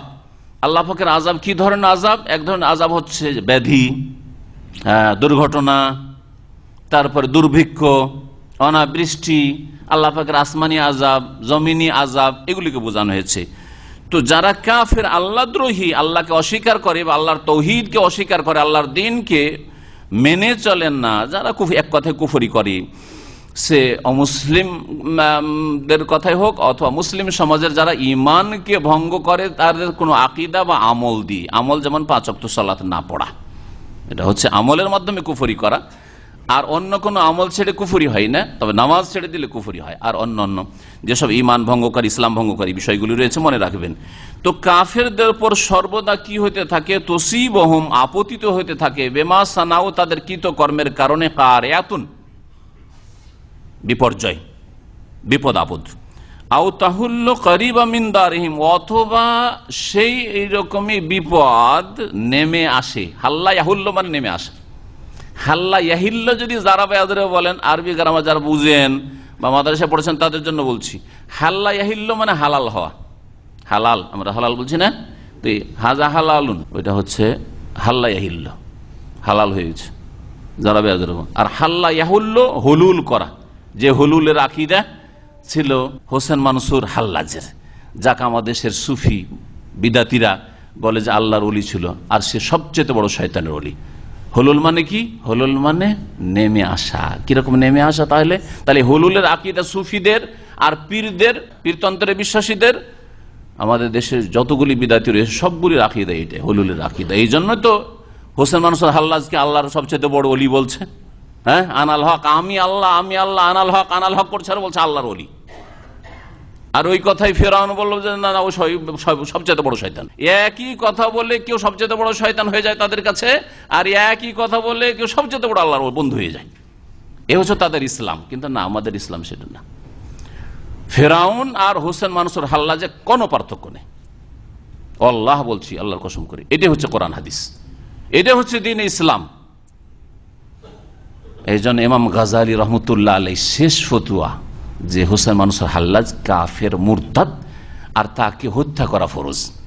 আল্লাহ ফেরাউনকে হত্যা করেছেন ডুবিয়ে, আর মুসলিম শাসক আল্লাহ পাক রব্বুল তাদের রহম করুন, আর তাদের এই নেক আমল কবুল করুন। কোরবানি করেছে, জবাই করেছে ওই হোসেন মানসুর হাল্লাজকে। আর ওলামায়ে কেরামের ফতুয়াতে এমন নয় যে খেয়াল খুশি জুলুম করে হত্যা করেছে। সমস্ত ওলামায়ে কেরাম ফতুয়া দিয়েছেন সেই যুগের খেলাফতে যত বড় বড় ওলামারা ছিলেন, আর তাদের সবচেয়ে বড় আলেম ছিলেন বাগদাদের ইমাম গাজালি রহমতুল্লাহ আলাইহ। তার ফতুয়া আর সই, তার হুকুমের ভিত্তিতে জবাই করা হয়েছে, হত্যা করা হয়েছে। আর সে আল্লাহর ওলি। আবার আল্লাহ পাক এদেরকে বুঝার তৌফিক দান করেন। আর ওরা যদি না বুঝে তো আল্লাহ পাক জনসাধারণকে এই গুমরাদের খপ্পর থেকে নাজাত দান করেন। বলছিলাম হুলুলের কথা। তো হাল্লায়া হুল্লা মানে নেমে আসা, তাহলে এখানেও নেমে আসার অর্থে আছে। তো হুলুলের আকীদাটা কি সুফিদের কাছে? যে আল্লাহ রাব্বুল আলামিন কোন মানুষের শরীরে একাকার হয়ে যান, নেমে আসেন, আর নেমে আসার পরে এমন ভাবে মিশে যান যে দুটোকে আর পৃথক করা যায় না। যেমন এই যে পানিটা আছে, পানিতে এখন আমি একটা রং দিয়ে দিলাম, অথবা চিনি দিয়ে দিলাম, চিনিটা গলে গেল, অথবা লবণ দিলাম, গলে গেল। তারপরে যদি বলা হয় কোন দুনিয়ার শক্তিকে লবণ আলাদা করে পানি আলাদা করে দাও, পারবেন করতে? পারবেন না। আরে মিশে গেছে তো, এখন শরবত, পানি নাম ছিল শরবত হয়ে গেছে, বা লবণাক্ত হয়ে গেছে। সাধারণ ভালো মিষ্টি পানি ছিল, লবণাক্ত হয়ে গেছে। তো ওদের আকীদা, সুফি পীরদের, ভণ্ডদের আকীদা, পীর মুরিদের ব্যবসায়ীদের আকীদা যে আল্লাহ নেমে এসেছেন হোসেন মানসুর হাল্লাজের মধ্যে, যেহেতু এমন ভাবে হুলুল করে গেছেন যে দুটো আর পৃথক কখনো হবে না। ফানাফিল্লাহ, সুতরাং আনাল হক, হ্যাঁ যিনি আল্লাহ তিনি আমি, কারণ আমার মধ্যে আল্লাহ রয়েছে, আমার মধ্যে আল্লাহ রয়েছে। আনাল হক, আমার মধ্যে আল্লাহ রয়েছে, আমার মধ্যে আল্লাহ রয়েছে। এটা ইসলাম। হ্যাঁ, এটা হচ্ছে বেলায়াত। এটা বেলায়াতুশ শয়তান। আল্লাহ কোরআনে কারিমে দুই রকমের ওলি, ফাকাতিলু আউলিয়া শয়তান। তো শয়তানের ওলি আছে বলেই তো আল্লাহ বলেছে শয়তানের যারা ওলি তাদের বিরুদ্ধে সশস্ত্র সংগ্রাম করে, আল্লাহ পাক বলেছে। আর এই শয়তানের ওলিকে এই জন্যই হত্যা করা হয়েছে। ফাকাতিলু আউলিয়া শয়তান আও তাহুল্লু করিবা মিন দারহিম, অথবা সেই মুসিবত নেমে আসবে। হাল্লাহুল্লাহ, এখন দেখেন নেমে আসবে করিবা মিন দারহিম, এই কাফের আল্লাহ দ্রোহীদের বাড়ির আশেপাশে। দার মানে বাড়ি, তো বাড়ির আশেপাশে, করিবান কাছে মানে আশেপাশে, বাড়ির আশেপাশে আযাব। আবার কোন আযাব আসবে? সেই আযাব বোঝানো হয়েছে মুজাহিদিন ইসলাম, রাসূলুল্লাহ সাল্লাল্লাহু আলাইহি সাল্লাম, তার সাহাবায়ে কেরাম, জিহাদের জন্য যে আসলেন মক্কাতুল মুকাররম, অথচ মক্কা থেকে হিজরতের সময় কিভাবে তারা নির্বাসিত হলেন, বিতাড়িত হলেন, কিভাবে নবী সাল্লাল্লাহু আলাইহি সাল্লাম কিভাবে হিজরত করলেন, 3 দিন ধরে আত্মগোপন করে লুকিয়ে, হিজরতের কথা জানা আছে। যদি মোহাম্মদকে কেউ ধরে দিতে পারে, জীবিত অথবা মৃত, তার মাথাটা এনে দিতে পারে 100 উটের পুরস্কার। সেটা ছিল কিনা? মাত্র 8 বছর, 7 বছর পর 8ম হিজরিতে, তাই না? 8ম হিজরিতে, হিজরতের 7 বছর পরে 8ম হিজরিতে রাসূলুল্লাহ সাল্লাল্লাহু আলাইহি ওয়াসাল্লাম রমজানুল মুবারকে মক্কায় আসছেন, সামনে একটি লোক দাঁড়াবার নাই। আও তাহুল্লু করিবা মিন দার, তাদের বাড়ির আশেপাশে আল্লাহর আযাব নেমে আসবে, মানে ইসলামী শাসন কায়েম হবে। রাসূলুল্লাহ সাল্লাল্লাহু আলাইহি ওয়াসাল্লামকে আল্লাহ পাক আর সাহাবায়ে কেরামদেরকে ফতহে মুবিন, বিজয় দান করবেন, লাঞ্ছিত অপদস্থ হবে, নিশ্চিহ্ন হয়ে যাবে। দেখেন আরব জগৎ থেকে আলহামদুলিল্লাহ আবু লাহাবের সন্তান আবু জাহাল, আর উতবা শাইবা রাবিয়ার সন্তান, আর ওদের সাথে সম্পৃক্ত হবে। কেউ বলবে যে আমরা অমুকের উতবার বংশ, শাইবার বংশ, আছে কেউ নেই। হাত্তা ইয়াতি ওয়াদুল্লাহ, এমনকি আল্লাহর ওয়াদা চলে আসে, আল্লাহর ওয়াদা, আল্লাহর প্রতিশ্রুতি চলে আসা পর্যন্ত। আল্লাহর প্রতিশ্রুতি কি? আল্লাহর প্রতিশ্রুতির একটি তাফসীর বলেছেন যে আল্লাহ পাকের প্রতিশ্রুতি হচ্ছে আল্লাহর সাহায্য, যতক্ষণ আল্লাহর সাহায্য না চলে আসছে। আর হাত্তা ইয়াতি ওয়াদুল্লাহর আরেকটা তাফসীর হচ্ছে যে কিয়ামত, আল্লাহর আরেকটি চূড়ান্ত ফয়সালা, আর প্রতিশ্রুতি মানুষকে আল্লাহ দিয়ে রেখেছেন যে একদিন পৃথিবী ধ্বংস হবে আর তোমাদেরকে ওঠাবো, আর ওঠার পরে তোমাদেরকে একত্রিত করব, হাসর করব, আর প্রত্যেকের কাছে হিসাব নেব। এটা আল্লাহ পাকের ওয়াদা। ইন্নাল্লাহা লা ইউখলিফুল মিয়াদ, আল্লাহ পাক রব্বুল আলামিন প্রতিশ্রুতি ভঙ্গ করেন না। ওয়ালাকাদ উস্তুহজিয়া বিরুসুলিন মিন ক্বাবলি, হে নবী মুহাম্মদ সাল্লাল্লাহু আলাইহি ওয়াসাল্লাম, তোমার পূর্বে বহু রসুলের সাথে ঠাট্টা বিদ্রুপ করা হয়েছে, উপহাস করা হয়েছে। সুতরাং তুমি মনে কষ্ট নিও না, তোমার সাথে করা হয়েছে এটা কোনো নতুন বিষয় না। এটা শুধু রাসূলুল্লাহ সাল্লাল্লাহু আলাইহি ওয়াসাল্লামকে বোঝানো হয়নি, আমাদের মতো লোকদেরকে, আপনাদের মতো লোকদেরকে যারা দিনের দাওয়ার কাজ করছেন, করবেন, তাদেরকে বোঝানো হয়েছে। ওয়ালাকাদ উস্তুহজিয়া রাসূলুম মিন ক্বাবলিক, আরে তোমরা তো সাধারণ মানুষ, 3 অক্ষর পড়েছি আমরা। আম্বিয়া রাসূলগণ যাদের কাছে ওহী নাযিল হয়েছে তাদের সাথে ঠাট্টা মজাক করা হয়েছে, আর তাদেরকে কত রকমের গালমন্দ আর কত নাম দেওয়া হয়েছে। সুতরাং তোমাকে যদি বিভিন্ন নাম দিতে থাকে, কেউ মৌলবাদী বলবে, কেউ ওয়াহাবি বলবে, কেউ লাহাবি বলবে, কেউ লামাজাবি বলবে, কেউ কি বলবে, কত রকম কি বলবে, আরে পাগল হয়ে গেছে, পাগল হয়ে গেছে, ইত্যাদি ইত্যাদি। চিন্তা করো না, ধৈর্য ধারণ করো। হে নবী মুহাম্মদ সাল্লাল্লাহু আলাইহি ওয়াসাল্লাম, তোমার পূর্বে বহু রসুলের সাথে ঠাট্টা মজাক করা হয়েছে। ফাআমলাইতু লিল্লাযিনা কাফারু, আমি কাফেরদেরকে অবকাশ দিয়েছিলাম। ইমলা মানে ছাড় দেওয়া, আর ইমহাল মানে ছেড়ে দেওয়া। আল্লাহ ছেড়ে দেন না, ছাড় দেন, অবকাশ দেন কিছুদিনের জন্য। সুম্মা আখাযতুহুম, অতঃপর তাদেরকে পাকড়াও করেছিলাম। ফাকাইফা কানা ইকাব, ইকাবে, ইকাবে লেখা আছে না, আসলে ছিল ইকাবি। তাহলে দেখো আমার শাস্তিটা কেমন ছিল। আমি যখন তাদেরকে পকড়াও করলাম, ধরে ফেললাম, তখন আমার শাস্তিটা কেমন ছিল একটু চিন্তা করে দেখো তো। যে কোনো জাতি, নূহের জাতির জন্য আমার আযাবটা কেমন ছিল, ফিরআউন আর ফিরআউনের সেনাবাহিনীর জন্য আমার আযাবটা কেমন ছিল, দেখো লূত আলাইহিস সালামের জাতির জন্য কেমন আযাব ছিল, আদ সামুদ এইসব সম্প্রদায়ের জন্য আমার আযাবটা কেমন ছিল ইত্যাদি। ফাকাইফা কানা ইকাব আফামান হুয়া কায়িমুন আলা কুল্লি নাফসিন বিমা কাসাবাত ওয়া জাআলু লিল্লাহি শুরাকা। এখানে আল্লাহ পাক রব্বুল আলামিন আরো বলছেন যে আল্লাহ পাক রব্বুল আলামিন যিনি সবকিছুর রক্ষক, সবকিছুর ধারণকারী, সবকিছুর নিয়ন্ত্রণকারী, সবকিছুর পর্যবেক্ষণকারী। এগুলি আল্লাহর গুণ কিনা? সবকিছুর নিয়ন্ত্রণ করার মতো কোনো শক্তি আছে? হ্যাঁ, সবকিছুর রক্ষক, সবকিছুর পর্যবেক্ষক, সবকিছু তিনি অবলোকনে রাখেন, খবর রাখেন, হ্যাঁ দেখেন, এরকম কেউ আছে? কেউ নেই। তিনি কে? আল্লাহ। তাহলে যিনি আল্লাহ এই গুণগুলি রাখেন তিনি মাবুদ। আর তোমাদের মাবুদ হচ্ছে লাত, উজ্জা, মানাত, দুর্গা, দরগা। দুটো সমান হইতে পারে? আরে তার নিজেরই খবর রাখে না। 2-3 দিন ধরে পূজা করলো, আর পূজা করার পরে লাথি মেরে নিয়ে গিয়ে পানিতে ডুবিয়ে দিল। করছে না? কবরে যে দাফন আছে আর পাকা কবর বানিয়ে মাজার বানিয়ে দিয়েছেন আর পূজা করছেন, ও নিজেরই খবর রাখে না। হ্যাঁ, নিজেরই খবর রাখে না যে আমার কি হবে, আমার কি হবে।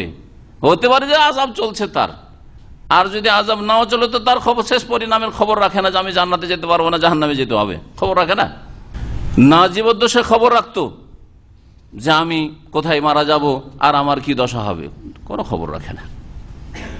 না আমার আশেপাশে এসে লোকেরা ধর্ণা দিচ্ছে ওরসের মেলায় আর ভিড়ভাড় করছে আর আমার কাছে কিছু চাইছে, খবর রাখে না। ওমা আনতা বিমুসমিন মান ফিল কুবুর, যারা কবরে চলে গেছে কোনো মানুষকে কিছুই শোনাইতে পারো না। আল্লাহ বলছে ইন্নাকা লা তুসমিউল মাউতা, তুমি মৃতকে নিঃসন্দেহে শোনাইতে পারো না। তো আল্লাহ পাক বলছেন যে এই দুই মাবুদ কি সমান হতে পারে? যিনি মাবুদ হক, সত্য মাবুদ, যিনি সবকিছুর রক্ষণাবেক্ষণকারী, ধারণকারী, তিনি আল্লাহ পাক রব্বুল আলামিন। কায়েমুন এখানে বলা হয়েছে, আর আয়াতুল কুরসিতে বলা হয়েছে আল কাইয়ুম। এই কাইয়ুম থেকে কায়েম। আল্লাহু লা ইলাহা ইল্লা হুয়াল হাইয়ুল কাইয়ুম, যিনি চিরঞ্জীব, এবং আল কাইয়ুম যিনি চিরস্থায়ী, আর তিনি সবকিছুকে ধারণকারী, সবকিছু রক্ষণাবেক্ষণকারী, সবকিছুকে রক্ষা করে আছেন। আল্লাহ যদি ধরে না রাখেন সবকিছু লন্ডপন্ড হয়ে যাবে। এই আল কাইয়ুম, এই কায়েম ওখান থেকে এসছে। কামা ইয়াকুমো, কোনো কাজ আঞ্জাম দেওয়া, আঞ্জাম দেওয়া কথাটি তো আমাদের দেশে বাংলা ব্যবহার করে না, সম্পাদন করা, এই ক্ষেত্রে ব্যবহৃত হয়। আনা কায়েমুন বিহাজা, আমি এর দায়িত্বশীল, আমি এই কাজের ব্যবস্থাপনা দেব বা এই কাজ আমি সম্পাদন করব, এর অর্থে এখনো এই কায়েম শব্দটি ব্যবহার হয়। আল্লাহ পাক বলছেন আফামান হুয়া কায়েমুন আলা কুল্লি নাফসিন বিমা কাসাবাত, প্রত্যেক মানুষ যা কিছু করে, বিমা কাসাবাত, প্রত্যেক ব্যক্তি বা প্রত্যেক মানুষ যা কিছু করে সেসবের ওপর যিনি পর্যবেক্ষণকারী, যিনি রক্ষক তিনি। আর যারা এই কাজগুলি করে না, যারা রিজিকও দিতে পারে না, তারা হায়াতও দিতে পারে না, মতেরও মালিক না, সুস্থতারও মালিক না, ব্যাধিরও মালিক না, কল্যাণ অকল্যাণ, নিজের অকল্যাণ কল্যাণের মালিক না, দুটো কি সমান হইতে পারে? দুই এলাহ সমান হইতে পারে? এলাহে হক আর এলাহ বাতিল। যালিকা বিআন্নাল্লাহা হুয়াল হক ওয়া আন্না মা ইয়াদউনা মিন দুনিহিল বাতিল। দুটো কি সমান হইতে পারে? তো এখানেও উজ্জ আছে দ্বিতীয় বাক্য, শেষ বাক্যটি কি, যে আফামান হুয়া কায়িমুন আলা কুল্লি নাফসিন বিমা কাসাবাত কামান লাইসা বিকাইমিন বিহাযা। ওই সব দেবদেবীর মতো বা ওই সব দুর্গা দরগার মতো যারা এইসব কাজ করতে পারে না, না কখনো না। ওয়া জাআলু লিল্লাহি শুরাকা, কিন্তু মানুষ অধিকাংশ কি করেছে? আল্লাহর সাথে শরীক স্থাপন করেছে। তারপরে এদেরকে শরীক স্থাপন করে আল্লাহর সাথে সাব্যস্ত করেছো। কুল, আল্লাহ বলছেন সাম্মুহুম, তাহলে যদি আমার শরীকই থাকে তো তোমরা নামগুলি বলো তো দেখি যে আমার কে শরীক। হে নবী তুমি বলো ওদেরকে যে সাম্মুহুম, মানুষকে জিজ্ঞেস করো যারা দেবদেবীর পূজা করছে, যারা ওই কবর মাজার পূজা করছে, জিজ্ঞেস করো যে আল্লাহর শরীক কে কে, নামগুলি একটু বলো তো দেখি। আল্লাহ নবীকে জিজ্ঞেস করতে বলছেন, সাম্মুহুম, ওই নামগুলি উল্লেখ করো। আল্লাহ কি জানেন না যদি আল্লাহর শরীক থাকে? তো আল্লাহর শরীক থাকলে আল্লাহ অবশ্যই জানেন। তাই আল্লাহ পাক বলছেন আম তুনাব্বিউনাহু বিমা লা ইয়ালামু ফিল আরদ, নাকি এমন কোন সংবাদ আল্লাহকে দিচ্ছ বিমা লা ইয়ালামু ফিল আরদ, যা পৃথিবীতে ঘটছে কিন্তু আল্লাহ জানেন না। পৃথিবীতে অনেক আল্লাহর পার্টনার হয়ে বসে আছেন, আল্লাহ খবরই রাখেন না। কোন মানুষের ছেলে দিয়েছে অমুক বাবা, আর খবর রাখে না। কোন মানুষকে বিদ্যা দিচ্ছে অমুক মা, আর খবর রাখে না। আল্লাহ খবর রাখেন না? যদি থাকতো তো অবশ্যই খবর রাখতেন। তার মানে আল্লাহর কোনো শরীক নেই। আম্বে জাহির মিনাল কওল, জাহির মিনাল কওল মানে বাহ্যিক কথা, মানে অসার কথা। অসার কথা যেটার ভাব অর্থ তাফসীরকাররা করেছেন সেটা হচ্ছে অনুমান ভিত্তিক কথা, ধারণা ভিত্তিক কথা, শুধু এটা ধারণা। তাহলে শিরকের ধর্মগুলি হচ্ছে কল্পিত, কল্পনা কোনটাকে বলে? একটা ধারণার জগতে কল্পনা করলো যে কোনো একটা কিছুর পূজা করতে হবে, তো ধরে নিল একটা পূজা শুরু করে দিল। কেউ মূর্তি পূজা শুরু করলো, কেউ মাজার পূজা শুরু করলো। একটা পূজা করে একটা মনের খোরাক জোগাইতে হবে যে একটা কিছু পূজা করছি, সুতরাং পূজা করতে হবে, ডাকতে হবে। কেউ বাবাকে ডাকছে, কেউ মাকে ডাকছে, কেউ মাজারকে ডাকছে, কেউ দেবদেবীকে ডাকছে। তো আল্লাহ পাক রব্বুল আলামিন বলছেন যে এই সব আম্বে জাহির মিনাল কওল, এ হচ্ছে কল্পিত কথা। বাল যুয়্যিনা লিল্লাযিনা কাফারু মাকরুহুম, বরং যারা কাফের মুশরিক তাদের জন্য তাদের ষড়যন্ত্রকে সুশোভিত করা হয়েছে। এখানে ষড়যন্ত্র মানে তাদের কুফরি আচরণ, তাদের আল্লাহদ্রোহিতা, আল্লাহর দ্বীনের বিরোধিতা, আল্লাহর দ্বীনকে অমান্য করা এবং ইসলাম আর মুসলিমের বিরুদ্ধে যেসব ষড়যন্ত্র তারা পাকাচ্ছে, চালাচ্ছে, এগুলোকে সাজিয়ে পেশ করা হয়েছে। মানে খুব ভালোই কাজ করছে মনে হচ্ছে, ইসলাম দুহিতা করে ভালো কাজ করছে, ইসলাম না মেনে ভালোই কাজ করছে না, ভালো করে না, নিজেকে ধ্বংসের দিকে ঠেলে দিচ্ছে। অসুদ্দু আনিস সাবিল, তারা বাধা প্রাপ্ত হয়েছে সঠিক রাস্তা হতে। আনিস সাবিল মানে আন সাবিলিল্লাহ, আল্লাহ পাকের রাস্তা সিরাতে মুস্তাকিম সরল পথ থেকে তারা বাধা প্রাপ্ত হয়েছে। শয়তান তাদের জন্য সাজিয়ে সাজিয়ে পেশ করেছে শিরিককে, কুফরিকে, দরগা পূজাকে, যার ফলে তারা বাধাপ্রাপ্ত হয়েছে। আর এইরকমই যারা পাপে লিপ্ত রয়েছে তাদের জন্য পাপকে সাজিয়ে সাজিয়ে শয়তান পেশ করেছে। নেকির কাজ করতে ভারী লাগে, নামাজ পড়তে বলেন সবচেয়ে ভারী কাজ, তার মাথা ভারী হয়ে যায়। কিন্তু ওই লোককে রাত 3টার সময় যদি বলেন ভাই এয়ারপোর্টে ছেড়ে চলে চলো অমুক জায়গায়, সারা রাত জেগে গান বাজনা শুনবে অথবা ইন্টারনেটে সারা রাত অশ্লীল কিছু দেখবে, কোনো অসুবিধা নেই, সারা রাত জাগছে। কিন্তু ওকে বলেন তোমাকে 1 ঘন্টা তাহাজ্জুদ পড়তে হবে, তার জীবনে কিয়ামত নেমে আসবে। কোন মুসিবত হলো রে, 1 ঘন্টা নামাজ পড়া সম্ভব? 1 ঘন্টা ধরে তাহাজ্জুদ পড়তে হবে সম্ভব? সম্ভব হয় না। কিন্তু সারা রাত ধরে ভোর হয়ে গেছে, ওর খবর নাই, ইন্টারনেটে বসে নোংরামি করতে এমন ব্যস্ত হয়েছে। তো এই হচ্ছে আল্লাহ রাস্তায় বাধা প্রাপ্ত হওয়া। ওমাই ইউদরিল্লাহ ফামা লাহু মিন হাদ, আর আল্লাহ যাকে পথভ্রষ্ট করে দেন, ফামা লাহু মিন হাদ, তাকে হেদায়েত করার কোনো শক্তি নেই। হাদিন হাদিউন ছিল, হেদায়েতকারী কেউ নেই। আল্লাহ পথভ্রষ্ট জবরদস্তি করে দেন না। যখন যেদিকে মানুষ ঝাঁপিয়ে যায় তখন আল্লাহ বলেন ঠিক আছে তুমি যখন ওইদিকে ঝাঁপিয়ে যাও চলো, মানে স্বাধীনতা আল্লাহ দিয়ে রেখেছেন। আল্লাহ সৃষ্টিকর্তা, সেই জন্য হেদায়েত করা, গুমরাহ করা আল্লাহর সাথে সম্পৃক্ত করা হয়েছে। আর আসলে মানুষের মধ্যে শক্তি দেওয়া আছে, আমি এদিকেও হেঁটে যেতে পারি, এদিকেও যেতে পারি, এদিক দিয়ে বেরিয়েও আমি এখান থেকে বেরিয়ে যেতে পারি, মজলিস থেকে এদিক দিয়েও যেতে পারি, না পারি না? না আমাকে ডেলি এদিক দিয়ে আসতে হবে, বাধ্য করা হয়েছে কি? হ্যাঁ, তো ঠিক ওই রকমই আজান হলো মসজিদেও যেতে পারেন আপনি, আর ঘরে গিয়ে শুয়ে যেতে পারেন, স্বাধীনতা দেওয়া আছে। তো আপনি এই স্বাধীনতার ক্ষেত্রে ভালো কাজ করলেন না মন্দ কাজ করলেন, এর ওপর আপনার হিসাব হবে, এর ওপর আযাব, শাস্তি বা নিয়ামত হবে। লাহুম আযাবুন ফিল হায়াতিদ দুনিয়া, এই কাফেরদের জন্য পার্থিব জগতেও আযাব শাস্তি রয়েছে। পার্থিব জগতের আযাব শাস্তি হচ্ছে তাদের কি বলবেন বিভিন্ন রকমের বিপদ আপদ, বালা মুসিবত, মুসলিম জীবনে আসলে তাতে নেকি পায়, আর কাফের আযাবই হয় কিছুই পায় না, জিরো। হ্যাঁ, 2 নম্বর কথা, তাদের দুনিয়ার লাঞ্ছনা হচ্ছে যে মুজাহিদিনদের হাতে তারা নিহত হবে, আর না হলে বন্দী হয়ে আসবে। বদরের যুদ্ধে প্রথম আল্লাহ পাক দেখে 70 জনকে আল্লাহ পাক মুজাহিদিন ইসলাম সাহাবায়ে কেরামদের সাথী সঙ্গী প্রথম জিহাদ ফি সাবিলিল্লাহ 70 জনকে জাহান্নামে আল্লাহ পাক পৌঁছে দিলেন তাদের মাধ্যমে নিহত করে, আর 70 জনকে বেঁধে বেঁধে সাহাবায়ে কেরামরা ধরে নিয়ে আসলেন। মক্কায় কষ্ট দিয়েছিল আমাদেরকে, মক্কা এত জুলুম চালিয়েছিল, চলো বেঁধে নিয়ে আস। বড় বড় মক্কার নেতারা তাদেরকে বেঁধে নিয়ে আসছেন, রাসূলুল্লাহ সাল্লাল্লাহু আলাইহি ওয়াসাল্লামের সাহাবায়ে কেরামরা নিয়ে এসে মসজিদে নববীতে সবকে বেঁধে দিচ্ছেন। জি হ্যাঁ, লাঞ্ছিত অপদস্থ। এগুলি হচ্ছে দুনিয়ার আযাব। কুফরি শক্তির জন্য, বাতিল শক্তির জন্য, পাপিষ্ঠদের জন্য আল্লাহ পাকের বহু আযাব রয়েছে। ওয়ালা আযাবুল আখির, এই তো দুনিয়ার আযাব হালকা, দুনিয়ার আযাব কিছুক্ষণ, যতক্ষণ মওত হয়নি কষ্ট হচ্ছে, তাই না? যতক্ষণ মারা যাননি ততক্ষণ কষ্ট হচ্ছে, জেলে আছেন কষ্ট হচ্ছে, বা যতক্ষণ শ্বাস প্রশ্বাস আছে ততক্ষণ কষ্ট হচ্ছে, যখন রূহ বেরিয়ে চলে গেছে আর কোনো কষ্ট হয় না। কিন্তু আখিরাতের আযাব শুরু, এখন মওত হয়েছে, আখিরাতের আযাব শুরু। দুনিয়ার আযাবের তুলনায় আল্লাহ বলছেন ওয়ালা আযাবুল আখিরাত আশাক্কু, অবশ্যই পরকালের আযাব আরো বেশি কঠিন।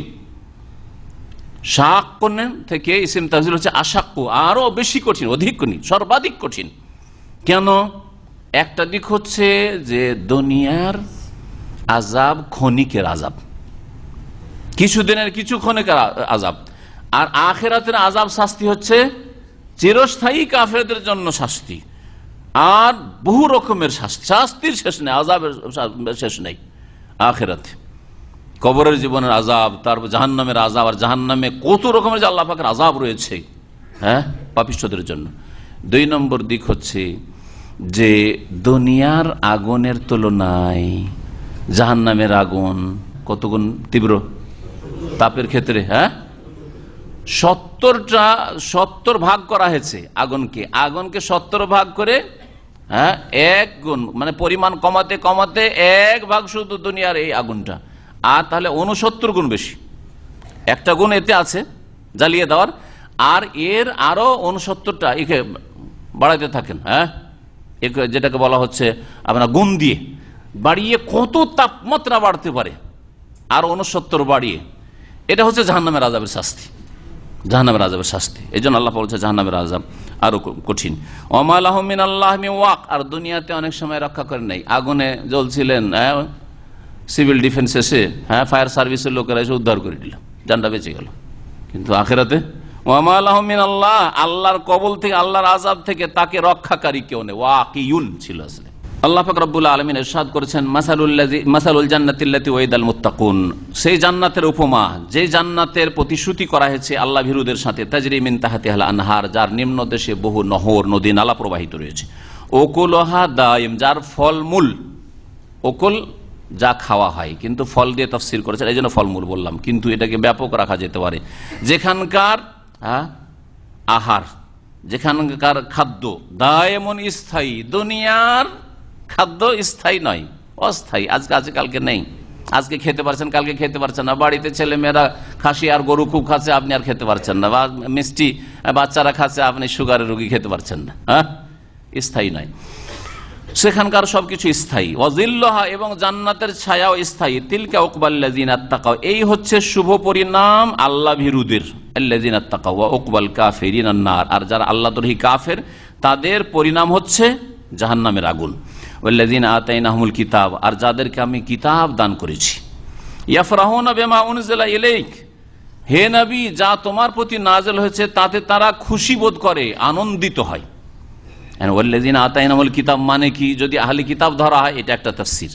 যাদেরকে কিতাব দিয়েছে মানে তাওরাত ইনজিল দিয়েছিলাম, আর তারা তাওরাত ইনজিলও বিশ্বাস করেছে, তাতে বিকৃতি ঘটায় নাই, সেটা সঠিকভাবে পালন করার চেষ্টা করেছে। আর যখন রাসূলুল্লাহ শেষ রাসূল হয়ে সকলের জন্য এসেছেন, তখন কোরআনে কারীমের প্রতিও ঈমান নিয়ে এসেছে, শেষ নবী মুহাম্মদ রাসূলুল্লাহ সাল্লাল্লাহু আলাইহি ওয়াসাল্লামের প্রতি ঈমান নিয়ে এসেছে। যেমন বেশ কিছু সাহাবায়ে কেরাম, আব্দুল্লাহ বিন সালাম তাদের একজন ইহুদি আলেম ছিলেন, বড় আলেম, আর ছিলেন সালমান ফারসি, প্রথম অগ্নিপূজক, তারপরে খ্রিস্টান ধর্ম কবুল করেছে, তারপরে ইসলাম, তাদের দিকে ইঙ্গিত করা হয়েছে।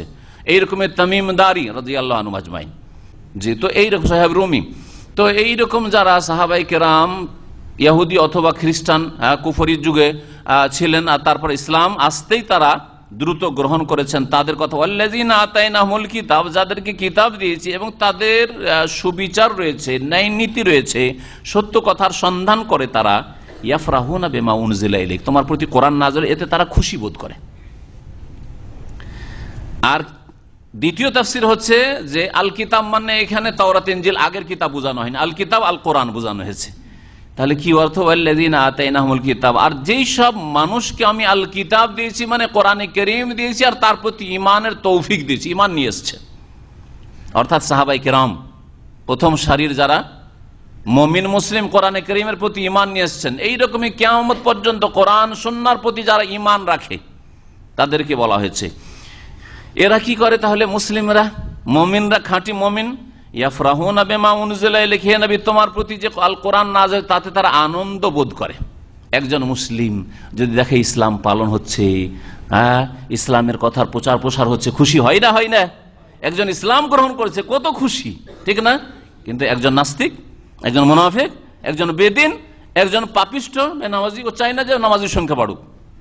যদি গ্রামে নামাজির সংখ্যা বাড়তে থাকে তো ওর চোরের মন পুলিশ শুরু হয়ে যায়, কি হবে আমাকে নামাজ পড়তে হবে। তাহলে তো এখন তো শুরু হয়েছে সামাজিক এখানে করে বিচার শুরু হয়ে গেছে, যে নামাজ না পড়বে ওকে গ্রামে থাকতে দেবো না, যে নামাজ না পড়বে তাকে এই শাস্তি দিয়ে 25 জুতা মারাম, আমাদের সেগুলো ছিল এককালে। তো এই যদি শুরু হয় তাহলে বেনামাজির মুশকিল না হয়ে যায় না?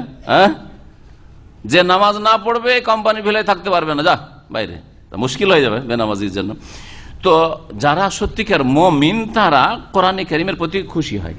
ওয়ামিনাল আহজাবে মাইয়ুনকির, আর বিভিন্ন দলে এমন লোক রয়েছে যারা মাইয়ুনকির বাদ, কোরআনে কারীমের কিছু অংশ অস্বীকার করে, অর্থাৎ ইহুদি খ্রিস্টান, তারা জানে নবী করিম সাল্লাল্লাহু আলাইহি সাল্লাম সম্পর্কে ভবিষ্যৎবাণীগুলি তাদের কিতাবে রয়েছে, কোরআনে কারীম সম্পর্কে তার সত্যতা, নবীর সত্যতা তারা জানছে কিন্তু মানছে না।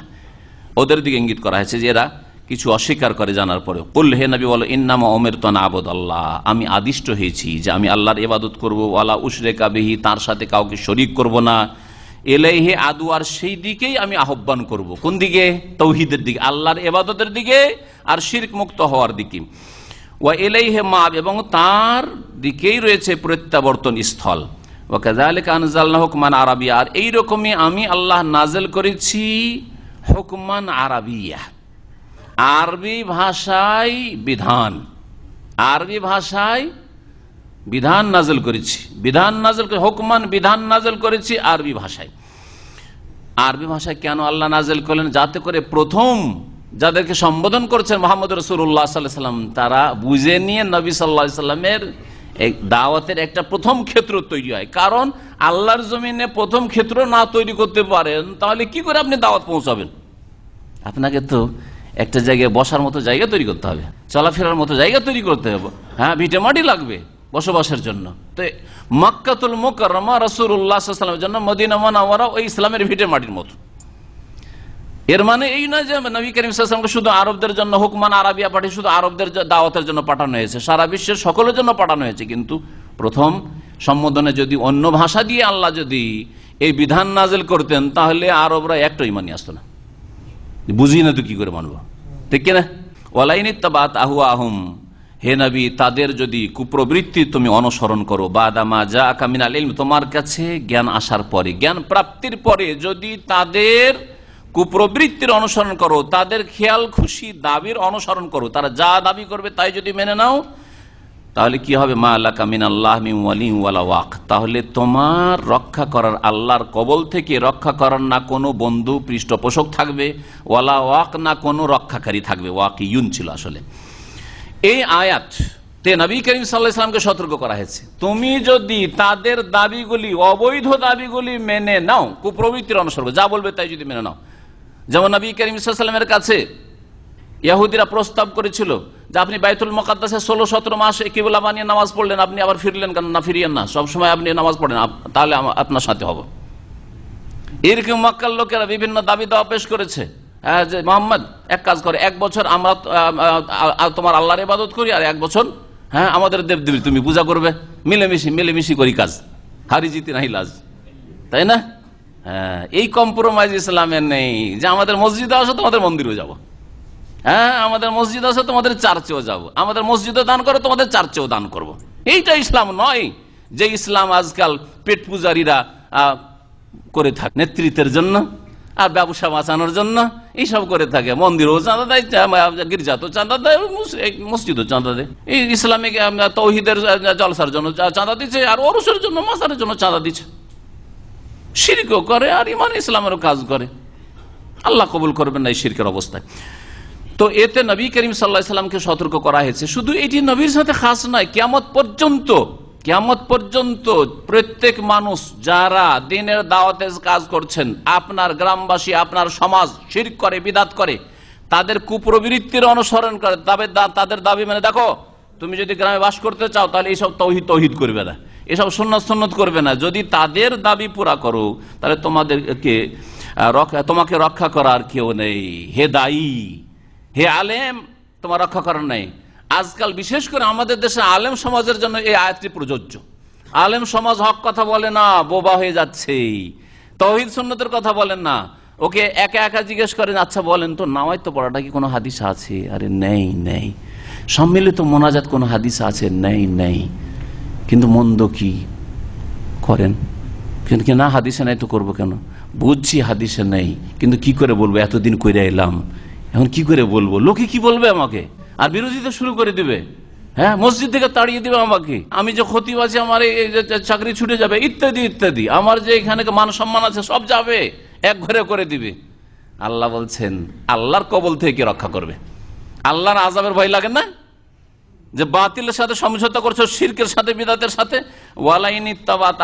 শুধু নবীর জন্য আয়াত নাযিল হয়েছে। নবীকে যদি আল্লাহ পাক রব্বুল আলামিন এইভাবে সম্বোধন করে, নবী তুমিও যদি তাদের কুপ্রবৃত্তির অনুসরণ করো, কোরআন হাদিস বাদ দিয়ে যদি তাদের খেয়াল খুশির অনুসরণ করো, তাহলে তোমাকে কে রক্ষা করে? মালাকা মিনাল্লাহি মিন ওয়ালিয়্যিন ওয়ালা ওয়াক, না তোমার কোনো দোস্ত আছে বাঁচাইতে পারবে, আর না তোমার কোনো রক্ষাকারী আছে আল্লাহর আযাব থেকে রক্ষা করতে পারে। তো আমরাও যদি হক কথা না বলি, দেশে গিয়ে যে সৌদি আরবের মতো নামাজ পড়েছিলাম, দেশে গিয়ে আবার দেশি তরিকা নামাজ শুরু করে দিলেন, তাহলে কে আল্লাহর আযাব থেকে রক্ষা করবে? আল্লাহর আযাবের প্রতীক্ষায় থাকুন। তাহলে আল্লাহ বিশেষ করে আলেম সমাজ, মাদ্রাসা পড়া সমাজ, তাদেরকে বলছি আল্লাহ পাক রব্বুল আলামিনকে ভয় করুন, আর হক কথা বলুন, দলিল ভিত্তিক কথা বলুন, মানুষকে সত্য পথ দেখান, আর বলেন যে এতদিন তাহকিক হয়নি, গবেষণা হয়নি, বিষয়টা জানিনি, আজকে জেনেছি। আমাদের উদ্দেশ্য হচ্ছে কোরআন হাদিস মানা, সুতরাং তোমরাও মানো, আমরাও মানি। আর আমরা এভাবে মোনাজাত উঠিয়েছি। আমার মতো লোক আজকে থেকে 30-35 বছর আগে, মদিনা আসার আগে আমি 5 ওয়াক্ত মোনাজাত করতাম, কিন্তু যখন জানলাম প্রতিবাদ একটু উঠলো, কিন্তু ওইভাবে প্রতিবাদ তো না। কেমন কথা, আপনার কি শুরু করলেন যে দোয়া উঠিয়ে দিলেন, উঠিয়ে দিলেন। প্রথম বক্তব্য দিয়ে বুঝাইলাম যে দোয়ার বিষয়টা আসলে প্রমাণিত না। তারপর 1 ওয়াক্ত 2 ওয়াক্ত করে ছাড়া ধীরে শুরু করলাম, তারপরে টোটালে 5 ওয়াক্ত বন্ধ করে দিলাম। জুমাটা কিছুদিন ছিল, তারপরে জুমাটাও বন্ধ করলাম। এইভাবে 1-1.5 বছর লেগেছে দোয়া উঠাইতে। দাদা বুঝছেন, যারা 5 বছর লেগেছে দোয়া উঠাইতে, জুমা বিশেষ করে জুমার এই বিদাতি মোনাজাত উঠাইতে, দোয়া উঠাইতে। মানে যে দোয়া ইসলামে আছে, কিন্তু আপনার দোয়া আপনার আছে, আমার দোয়া আমার আছে। আপনার দোয়া কি আমি কি করে জানবো যে আপনার কি গরজ আছে? আপনি আপনারটা আল্লাহর কাছে যাবেন, আমি আমারটা চাইবো, এটা হচ্ছে দোয়া। কিন্তু এই সম্মিলিত মোনাজাত, আমিন করছেন, যা চাইলো, ভালো চাইলো, মন্দ চাইলো, ইমামেরটাই আপনি চাইলেন। আল্লাহ পাক রব্বুল আলামিন যেন হেদায়েত দান করেন। তো হক কথা বলতে হবে। আমাদের তো মান সম্মান চলে যায়নি, আমাদেরকে তো কোণঠাসা করে দেওয়া হয়নি। আর যদি হয়ও তাতে অসুবিধাটা কি আছে? আপনার দুনিয়ার কিছু ক্ষয়ক্ষতি হলো, আখিরাত তো সুন্দর হইলো, যেখানে চিরকাল থাকবে সেটা তো আপনার সুন্দর হয়েছে। ওয়ালাকাদ আরসালনা রাসূলাম মিন ক্বাবলিক, হে নবী মুহাম্মদ সাল্লাল্লাহু আলাইহি ওয়াসাল্লাম, নিঃসন্দেহে তোমার পূর্বে আমি বহু রাসূলকে প্রেরণ করেছি। তার নবী সাল্লাল্লাহু আলাইহি ওয়াসাল্লামের আগে অনেক রাসূলকে আল্লাহ পাঠিয়েছেন। ওয়াজআলনা লাহুম আজওয়াজা ওয়া যুররিয়া, আর তাদের বহু স্ত্রীও করেছি, আর ওয়া যুররিয়া, আর তাদের সন্তান সন্ততিও করেছি। তাদের স্ত্রীও ছিল আর তাদের সন্তান সন্ততি ছেলে মেয়েও ছিল প্রত্যেক নবী। তাহলে এই আয়াতে কয়েকটা গুরুত্বপূর্ণ বিষয় রয়েছে। একটা হচ্ছে যে নবীদের স্ত্রী ছিল, হ্যাঁ তাই না, আর নবীদের ছেলে মেয়ে ছিল, ঠিক কিনা? তাই নবীদের যখন স্ত্রী ছিল, ছেলে মেয়ে ছিল, তো তারা ফেরেশতা না মানুষ? মানুষ। আর মানুষ কিসের তৈরি? মাটির তৈরি। সুতরাং আম্বিয়া রাসূলগণ মাটির তৈরি, নূরের তৈরি না। নূরের তৈরি, নূরের নবী, ভ্রান্ত আকীদা। আর সেটা যদি আল্লাহর নূরে পয়দা, তো আল্লাহর সাথে শিরিক করা। খ্রিস্টানরা বলে ইবনুল্লাহ, আল্লাহর পুত্র ঈসা আলাইহিস সালামকে, আর বিদাতি মুসলিম বলে যে মুহাম্মদ সাল্লাল্লাহু আলাইহি ওয়াসাল্লাম কি নূরুল্লাহ। নূরুল্লাহ তো একই রকমের শিরক। নূর আল্লাহর নূর, আল্লাহর অংশ, আর ইবনুল্লাহ আল্লাহর পুত্র, আল্লাহর অংশ। সেই জন্য তো কাফের মুশরিক বলা হয়েছে খ্রিস্টানদেরকে।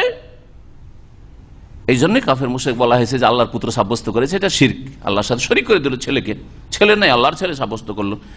আল্লাহর নূর থেকে কোনো কেউ পয়দা হয়নি, আল্লাহর নূর থেকে নবীকে পয়দা করলো, তাহলে আল্লাহর একটা অংশ মুহাম্মদ সাল্লাল্লাহু আলাইহি ওয়াসাল্লাম। এই এক খণ্ডন হলো। দ্বিতীয় খণ্ডন হচ্ছে যে আম্বিয়া রাসূলগণের স্ত্রী ছিল, তারা বিবাহ শাদী করেছেন। তাহলে ইসলামে বৈরাগ্যবাদ নেই, সংসার ত্যাগী হওয়া নেই। আপনি বিয়ে করবেন না, বলেন না না বিয়ে করলেই ঝামেলা, ইবাদত বন্দি করবো, সারা জীবনটা কাটিয়ে দেবো, আরাম কাজ, এটা জায়েজ নয়।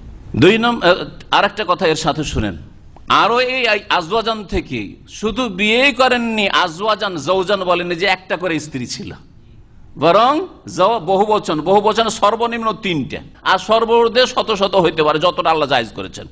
দ্বীনে ইসলামে 4টা পর্যন্ত জায়েজ। তাহলে ইসলামে বহু বিবাহ আছে, আর তার আগের আম্বিয়ারাও বহু বিবাহ করেছেন। কোন নবী এক বিবিওয়ালা ছিলেন না। জি, আজওয়াজান তাদের বিবিরা ছিল। তাহলে যারা বহু বিবাহের বিরোধিতা করছে, সে যদি ইহুদি হয় তাহলে তাদের ধর্মের বিরোধিতা করছে, তাদের নবীর বিরোধিতা করছে। খ্রিস্টান যদি হয় তো ঈসা আলাইহিস সালামের বিরোধিতা করছে। ঈসা আলাইহিস সালাম বিবাহ হোক আর না হোক প্রত্যেক ধর্মে, কিন্তু আজওয়াজান ওয়া যুররিয়াতান, বহু বিবাহের কথা রয়েছে, সেই জন্য আল্লাহ আজওয়াজ বহু বচন উল্লেখ করেছেন। আর তারপরে যুররিয়া বলেছেন। আল্লাহ পাক কি বলেছেন? যুররিয়া। আম্বিয়া রাসূলগণের কি ছিল? যুররিয়া মানে ছেলে মেয়ে। যুররিয়া শব্দটি অর্থের দিক থেকে বহু বচন, তার মানে তাদের ছেলে মেয়ে একটা ছিল না, বেশি ছিল। আর বহু বচন সর্বনিম্ন, আরবিতে এক বচন আছে, দ্বিবচন আর বহু বচন, মানে সর্বনিম্ন 3। তাহলে আম্বিয়া রাসূলগণের কি ছিল? অনেক ছেলে মেয়ে ছিল, অনেক ছেলে মেয়ে ছিল। এই আয়াতের মাধ্যমে পরিবার পরিকল্পনার খণ্ডন হয়। যারা পরিবার পরিকল্পনার দিকে ডাকে তারা মানুষকে গুমরাহ করে, মানুষের দুনিয়ারও ক্ষতি করে, আখিরাতের ক্ষতি করে, দ্বীন ইসলামেরও ক্ষতি করে, আর দুনিয়ারও ক্ষতি করে। একটা ছেলে নাও, একটা মেয়ে নাও, বেশি নিও না। আর সেই ছেলে চোর বাটমার হয়ে গেল, আর বার্ধক্যে খেতে পায় না।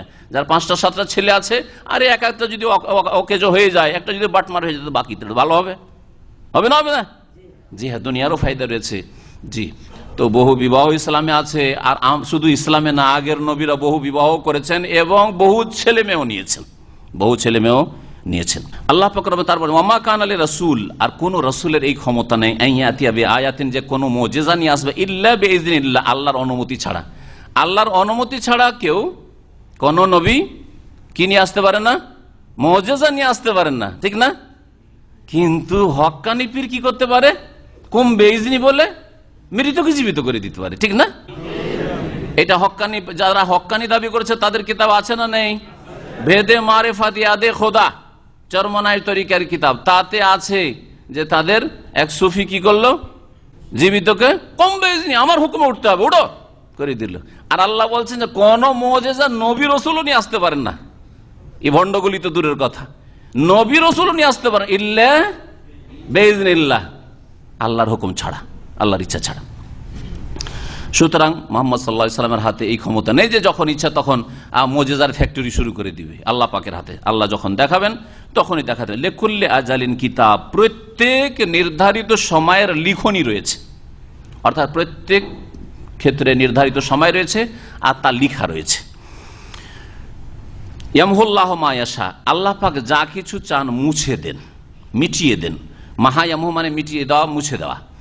ওয়া ইউসবিতু, আর আল্লাহ পাক রব্বুল যা কিছু চান সাব্যস্ত রাখেন। ওয়া ইনদাহু উম্মুল কিতাব, আর মূল কিতাব, মূল বিধান আল্লাহ পাকের কাছে রয়েছে, অর্থাৎ লহে মাহফুজ, হ্যাঁ, যাতে প্রত্যেক বস্তুর বিষয় তাকদীর লেখা রয়েছে তা আল্লাহ পাকের কাছে রয়েছে।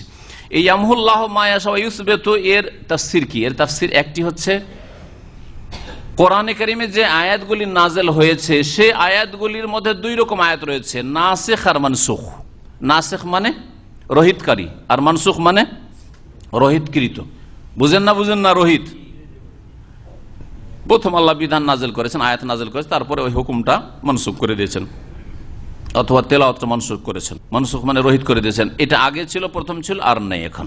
তো এইভাবে আল্লাহ পাক রব্বুল আলামিন কোরআনে কারিমে নাস বা তেলাওয়াত তো হয়তো আছে, কিন্তু ওই হুকুমটা না, হুকুমটা নেই, হুকুমটা রহিত হয়ে গেছে। তো কোরআন এবং হাদিসে নাসিখ মানসুখ আছে। রাসূলুল্লাহ সাল্লাল্লাহু আলাইহি ওয়াসাল্লাম হাদিসে বহু নাসিখ মানসুখ আছে, যেগুলির উদাহরণ দেওয়ার হয়তো সময়। নবী করিম সাল্লাল্লাহু আলাইহি ওয়াসাল্লাম যখন মদিনায় প্রথম আসলেন তো কুরবানির গোশত 3 দিনের বেশি খেতে পারে না, ঠিক না? কবর জিয়ারত করতে পারে না, পুরুষ নারী সকলের জন্য কবর জিয়ারত নিষেধ, কারণ কবর জিয়ারত করতে গেলে আবার শিরক শুরু হইতে পারে। তাহলে কবর মাজার পূজা বলে রসুলকে ভয় ছিল, আশঙ্কা ছিল, সেই জন্য ইসলামের প্রথম যুগে কবর জিয়ারতই করতে যাবে না। কুনতু নাহাইতুকুম আন জিয়ারাতিল কবর, তোমাদেরকে নিষেধ করতাম যে কবর জিয়ারত করিও না, খবরদার কবর জিয়ারত করিও না, কারণ কবর কাছে গেলেই ফিতনায় পড়তে পারো, মাজার পূজা শুরু হইতে পারে। এখন ইমান মজবুত হয়েছে, তৌহিদ শিখে নিয়েছো, দ্বীন ইসলাম শিখে নিয়েছো, কোরআনের তাফসীর বুঝেছো সাহাবীরা, আল্লাহ ফাজুরুহা, এখন তোমরা পুরুষরা জিয়ারত করতে পারো, ফাইন্নাহা তুযাক্কিরুকুমুল আখিরাহ, এতে আখিরাত স্মরণ হবে। তাহলে প্রথম দিকে কি ছিল? কবর জিয়ারত নিষেধ ছিল, পরে কি এলো? অনুমতি এলো। তো অনুমতিটা হচ্ছে নাসিখ, রহিতকারী, আর আগের হুকুমটা মনসুখ হয়ে গেছে। 3 দিন গোশত খেতে পারবে কুরবানি, আর পারবে না, এটা মনসুখ হয়ে গেছে। এখন ফাকুলু মা বাদালাকুম, যে কয়দিন ইচ্ছা খেতে পারো, অসুবিধা নেই, কিন্তু গরিব গরবাকে দিয়ে, আত্মীয়। এটা নাসিখ মানসুখ আল্লাহ পাকের ইচ্ছা। কোরআনে নাসিখ কেন এটা আসলো আর আবার রহিত কেন হইলো, এই তোমার জিজ্ঞাসা করার কোনো অধিকার নেই। আল্লাহ এই হুকুম নাজেল করেছেন, 1 বছর 2 বছর রাখলেন, রহিত করলে, এটা আল্লাহ পাকের ইচ্ছা, আল্লাহ পাকের ইচ্ছা। তোমার কিসের অধিকার? আল্লাহর বিধান মেনে চলতে হবে তোমাকে। এই নাসিখ মানসুখ বোঝানো হয়েছে। আর কেউ কেউ বলছেন না, তাকদীর সম্পর্কে বলা হয়েছে। কি বলা হয়েছে? ইয়ামহুল্লাহ মা ইয়াশা, তকদিরে মানুষের যা আছে তা থেকে আল্লাহ যা চান মুছে দেন। আমার আপনার তকদির তাহলে বদল হয়, রদ বদল হয়, পরিবর্তন হয়, এই আয়াত প্রমাণ করে। নবী সাল্লাল্লাহু আলাইহি ওয়াসাল্লাম অনেকগুলি হাদিস এই মর্মে রয়েছে। আল্লাহ করতে পারেন, এর মানে এই না যে আল্লাহ জানতেন না যে এরকম হবে, আল্লাহ সব জানেন, কিন্তু আল্লাহ পাকের ইচ্ছে। আমি তোমার তকদিরে লিখে রেখেছিলাম যে তোমার রিজিক সংকুচিত হবে, অল্প, কিন্তু যখন তুমি মাতা পিতার সেবা করলে, আত্মীয়দের সাথে সুসম্পর্ক করলে, দান খায়রাত করলে, রিজিক বেড়ে গেল, আয়ু বৃদ্ধি হইল। আছে না নাই হাদিস? জি।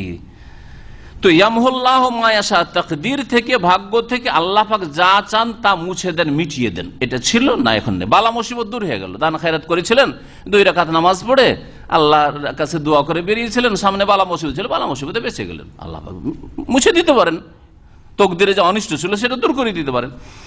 ওয়া ইউসবিতু, আর যখন চান আল্লাহ পাক সেটাকে সাব্যস্ত রাখেন, যে এটা তকদিরে ছিল সেটা রেখে দেন, হয়ে যায়। ওয়া ইনদাহু উম্মুল কিতাব, আর এই তকদিরের কথা যে কিতাবে লেখা রয়েছে লহে মাহফুজ, সেটা উম্মুল কিতাব, কিতাবের মূল কোরআনে কারীমও সেই লহে মাহফুজ থেকে এসেছে, সেটা আল্লাহ পাকের কাছে রয়েছে। ওয়া ইম্মা নুরিয়ান্নাকা বাযাল্লাযী নাইদুহু আও নাতাওয়াফায়ান্নাকা, নবী করিম সাল্লাল্লাহু আলাইহি ওয়াসাল্লামকে আল্লাহ পাক বলছেন, দেখো তোমাকে বিজয় দেব না, তুমি এইরকমই অবস্থায়, অসহায় অবস্থায় আমার কাছে চলে আসবে, তোমার মৃত্যু দেব, এটা আমার কাজ। ওয়া ইম্মা নুরিয়ান্নাকা বাযাল্লাযী নাইদুহুম, আমি যদি তোমাকে দেখাই হে নবী, বাযাল্লাযী নাইদুহুম, যে প্রতিশ্রুতি করেছে তার কিছু অংশ, প্রতিশ্রুতি আল্লাহ পাক অনেক কিছুর করেছেন, সারা পৃথিবীতে ইসলাম পৌঁছিবে, কিন্তু তার একটা অংশ হচ্ছে যে তোমাকে বিজয় দেন, নাসরুল্লাহ, ইযা জা নাসরুল্লাহ ওয়াল ফাতহ। আও নাতাওয়াফায়ান্নাকা, অথবা তোমাকে, তোমার মৃত্যু ঘটাই, তোমাকে ওয়াফাত দিই মানে তোমার মৃত্যু ঘটাই, এটা আমার ইচ্ছা। হয়তো তুমি বিজয় পেলে না, তোমার ওয়াদা পূরণ করলাম না, তোমার মৃত্যু ঘটে গেল, সেটাও আমার কাজ। ফাইন্নামা আলাইকাল বালাগ, তোমার কাজ হচ্ছে শুধু পৌঁছিয়ে দেওয়া। ও আলাইনাল হিসাব, আর আমার কাজ হচ্ছে হিসাব নেওয়া। কার হিসাব নিতে হবে, কার আযাব দিতে হবে, শাস্তি দিতে হবে, কাকে ক্ষমা করতে হবে, কে ক্ষমাযোগ্য কে ক্ষমাযোগ্য নয়, এটা আমার কাজ। আওয়ালাম ইয়ারাও, মানুষ কি চিন্তা করে দেখে না, আন্না নাতিল আরদা নানকুসুহা মিন আতরাফিহা, যে আমি আল্লাহ উদ্দেশ্য করি, লক্ষ্য করি এই ভূমির দিকে, পৃথিবীর দিকে, নানকুসুহা মিন আতরাফিহা, তার চারপাশ থেকে ভূমিকে সংকুচিত করে দিই। ভূমিকে আল্লাহ পাক সংকুচিত করে দেন। কি অর্থ এর? অর্থাৎ কাফেরদের যে ভূমি ছিল কাফেরদের দখলে, হ্যাঁ, কুফরি শক্তি সেখানে নেতৃত্বে ছিল, আল্লাহ পাক রব্বুল আলামিন ইচ্ছা করলে সেটাকে সংকুচিত, সেই শক্তিকে সংকুচিত করে দিয়ে, দুর্বল করে দিয়ে ইসলামিক শক্তিকে শক্তিশালী করে দিতে পারেন। এটা কি দেখতে পায় না কাফেররা? যে ধীরে ধীরে নবী করিম সাল্লাল্লাহু মদিনায় গেলেন, মদিনা যারা মদিনার লোক সব মুসলমান হয়ে গেল, তারপরে যেসব জিহাদ হচ্ছে সেসব এলাকাগুলি থেকে দলে দলে মুসলমান হচ্ছে, আর ধীরে ধীরে কুফরি শক্তি সংকুচিত হতে আছে। এটা কি দেখতে পায় না এরা? তার মানেই দ্বীন ইসলাম হচ্ছে হক। এখনো মনে রাখবেন যে অমুসলিমরা ইসলাম গ্রহণ করছে দলে দলে এখন, অথচ মুসলিম ইসলাম দুর্বল হয়ে আছে আজকের যুগে। কিন্তু মুসলিম কটা হিন্দু হচ্ছে, মুসলিম কটা খ্রিস্টান হচ্ছে দেখেন তো দেখি। এটা কি প্রমাণ করে না যে আল্লাহর দ্বীনে ইসলাম সত্য, কোরআনে কারীম সত্য, শেষ নবী মুহাম্মদ রাসূলুল্লাহ সারা বিশ্বের সমস্ত মানুষের জন্য রাসূল। ওয়াল্লাহু ইয়াহকুম, আর আল্লাহ চূড়ান্ত ফয়সালা করেন। লা মুআক্কিবা লিহুকমিহি, আল্লাহ পাকের ফয়সালাই কেউ পর্যালোচনার কেউ নেই, বা কেউ সেটার পুনর্বিবেচনা, যেটাকে বলা হয় মুআক্কিব। মুআক্কিব বলা হয় একটা ফয়সালা হয়ে গেছে তারপরে পুনর্বিবেচনা করা, মানে এটাকে আপিল করা, যেটাকে বলা হয় না, এটাকে আর কোনো কিছু করা। আল্লাহ একটা ফয়সালা করে দিলে আর কোনো ক্ষমতা আছে যে না এটা হইতে দেব না। আল্লাহ বলছেন লা মুআক্কিবা লিহুকমিহি। আর আব্দুল কাদের জিলানী, যাকে বড় পীর আমাদের দেশের লোকেরা বলে, তার জীবনী পড়ে দেখবেন। আমি বাতিল কিতাব পড়তে বলছি না, কিন্তু আমি পড়ে দেখেছি। তাতে বলছে যে আব্দুল কাদের জিলানীর কাছে এক মুরিদ এসে বললো যে আমি নিঃসন্তান ছেলে মেয়ে একটা ছেলে চাই। আব্দুল কাদের জিলানী লৌহে মাহফুজ পর্যন্ত কাশফ হয়ে গেল, সব দেখে নিল, ওর নামে কোনো ছেলে মেয়ে নেই, লৌহে মাহফুজও ছেলে মেয়ে নেই। তারপরে সে গায়ের বলে বলছেন আমি দেব, দিয়ে দিল, ছেলে জন্মে গেল। মিথ্যা কথা বলছি না, এগুলো হচ্ছে পীরদের জীবনী, এগুলো ইসলাম। আর এগুলো সত্য জীবনে। আসলে আব্দুল কাদের জিলানী এই কুফরি চরিত্রের মানুষ ছিলেন না, তিনি আলেমে দ্বীন ছিলেন। তার চাইতে অনেক বড় আলেম ইমাম আবু হানিফা, শাফি, মালিক, আহমদ, ইমাম বুখারী ছিলেন। তাদেরকে এইসব কিচ্ছা কাহিনী গড়েন নাই। তো দেখেন তাহলে এই আয়াতের বিপরীত না এটা, যে আল্লাহ পাকের কাজের পুনর্বিবেচনা কে করছে? জিলানী। আল্লাহ রাখেননি লৌহে মাহফুজে, আর সে দিয়ে দিল। ওয়াহুয়া সারিউল হিসাব, এবং তিনি দ্রুত হিসাব গ্রহণকারী। ওয়াকাদ মাকারাল্লাযিনা মিন ক্বাবলিহিম, এর পূর্বে লোকেরাও ষড়যন্ত্র করেছিল। ফালিল্লাহিল মাকরু জামিয়া, কিন্তু সমস্ত ষড়যন্ত্রের মালিকানা একমাত্র আল্লাহর কাছে রয়েছে। সমস্ত ষড়যন্ত্রের মালিক আল্লাহ। কারণ ষড়যন্ত্র কার বিরুদ্ধে করা যায়? যে জানে না, আপনি জানি না যে আমার পর্দার আড়ালে, আমার চোখের আড়ালে কি হচ্ছে, আমার সম্পর্কে কি করছে না করছে জানি না, সেই জন্য ষড়যন্ত্র করা যায়। কিন্তু আল্লাহ তো সব দেখছেন। সুতরাং কোথায় জাল বিছিয়ে রেখেছে ইসলামের বিরুদ্ধে, সব তো আল্লাহ পাক রব্বুল প্রত্যক্ষ করছেন, শহীদ তিনি। ইয়ালামু মা তাকসিবু কুল্লু নাফস, প্রত্যেক ব্যক্তি বা প্রত্যেক মানুষ কি করে তা আল্লাহ জানেন। ওয়াসায়ালামুল কুফফার, আর কাফেররা জানতে পারবে শীঘ্রই। লিমান উকবাদ্দার, শুভ পরিণাম আখিরাতের কার জন্য রয়েছে। ওয়ায়াকুলুল্লাযিনা কাফারু লাস্তা মুরসালা, আর কাফেররা বলে যে হে নবী মুহাম্মদ তুমি রাসূল না। মুরসাল মানে তুমি প্রেরিত না, রাসূলুন আর মুরসালুন একই কথা। তুমি প্রেরিত না আল্লাহর পক্ষ থেকে, ইসম মাফউলের সিগা আরসালা ইউরসিলু থেকে বাবে ফাল। কুল, হে নবী তোমাকে বলছে যে তুমি রাসূল না, তাদেরকে শুনিয়ে দাও। কাফা বিল্লাহি শাহীদাম বাইনি ওয়া বাইনাকুম, আল্লাহ আমার জন্য, আমার মাঝে আর তোমাদের মাঝে সাক্ষীর জন্য যথেষ্ট। কাফা বিল্লাহ, এই বাটা হচ্ছে জায়দা আরবি গ্রামারে। বা দিয়ে যদি তর্জমা করেন কখনো তর্জমা অনুবাদ ফিট হবে না। তাহলে কাফা বিল্লাহ মানে কাফাল্লাহু, কাফা বিল্লাহ মানে যেখানে কোরআনে কারিমে কাফা বিল্লাহি হাসিবা, কাফা বিল্লাহি শাহীদা মানে কাফাল্লাহু শাহীদা, কাফাল্লাহু হাসিবা, শুনে রাখেন ভালো করে। বা অলংকারের জন্য এখানে অর্থ নেই, তার কিছু কিছু অক্ষর আছে যেগুলো অলংকারের জন্য এসে থাকে ভাষায়।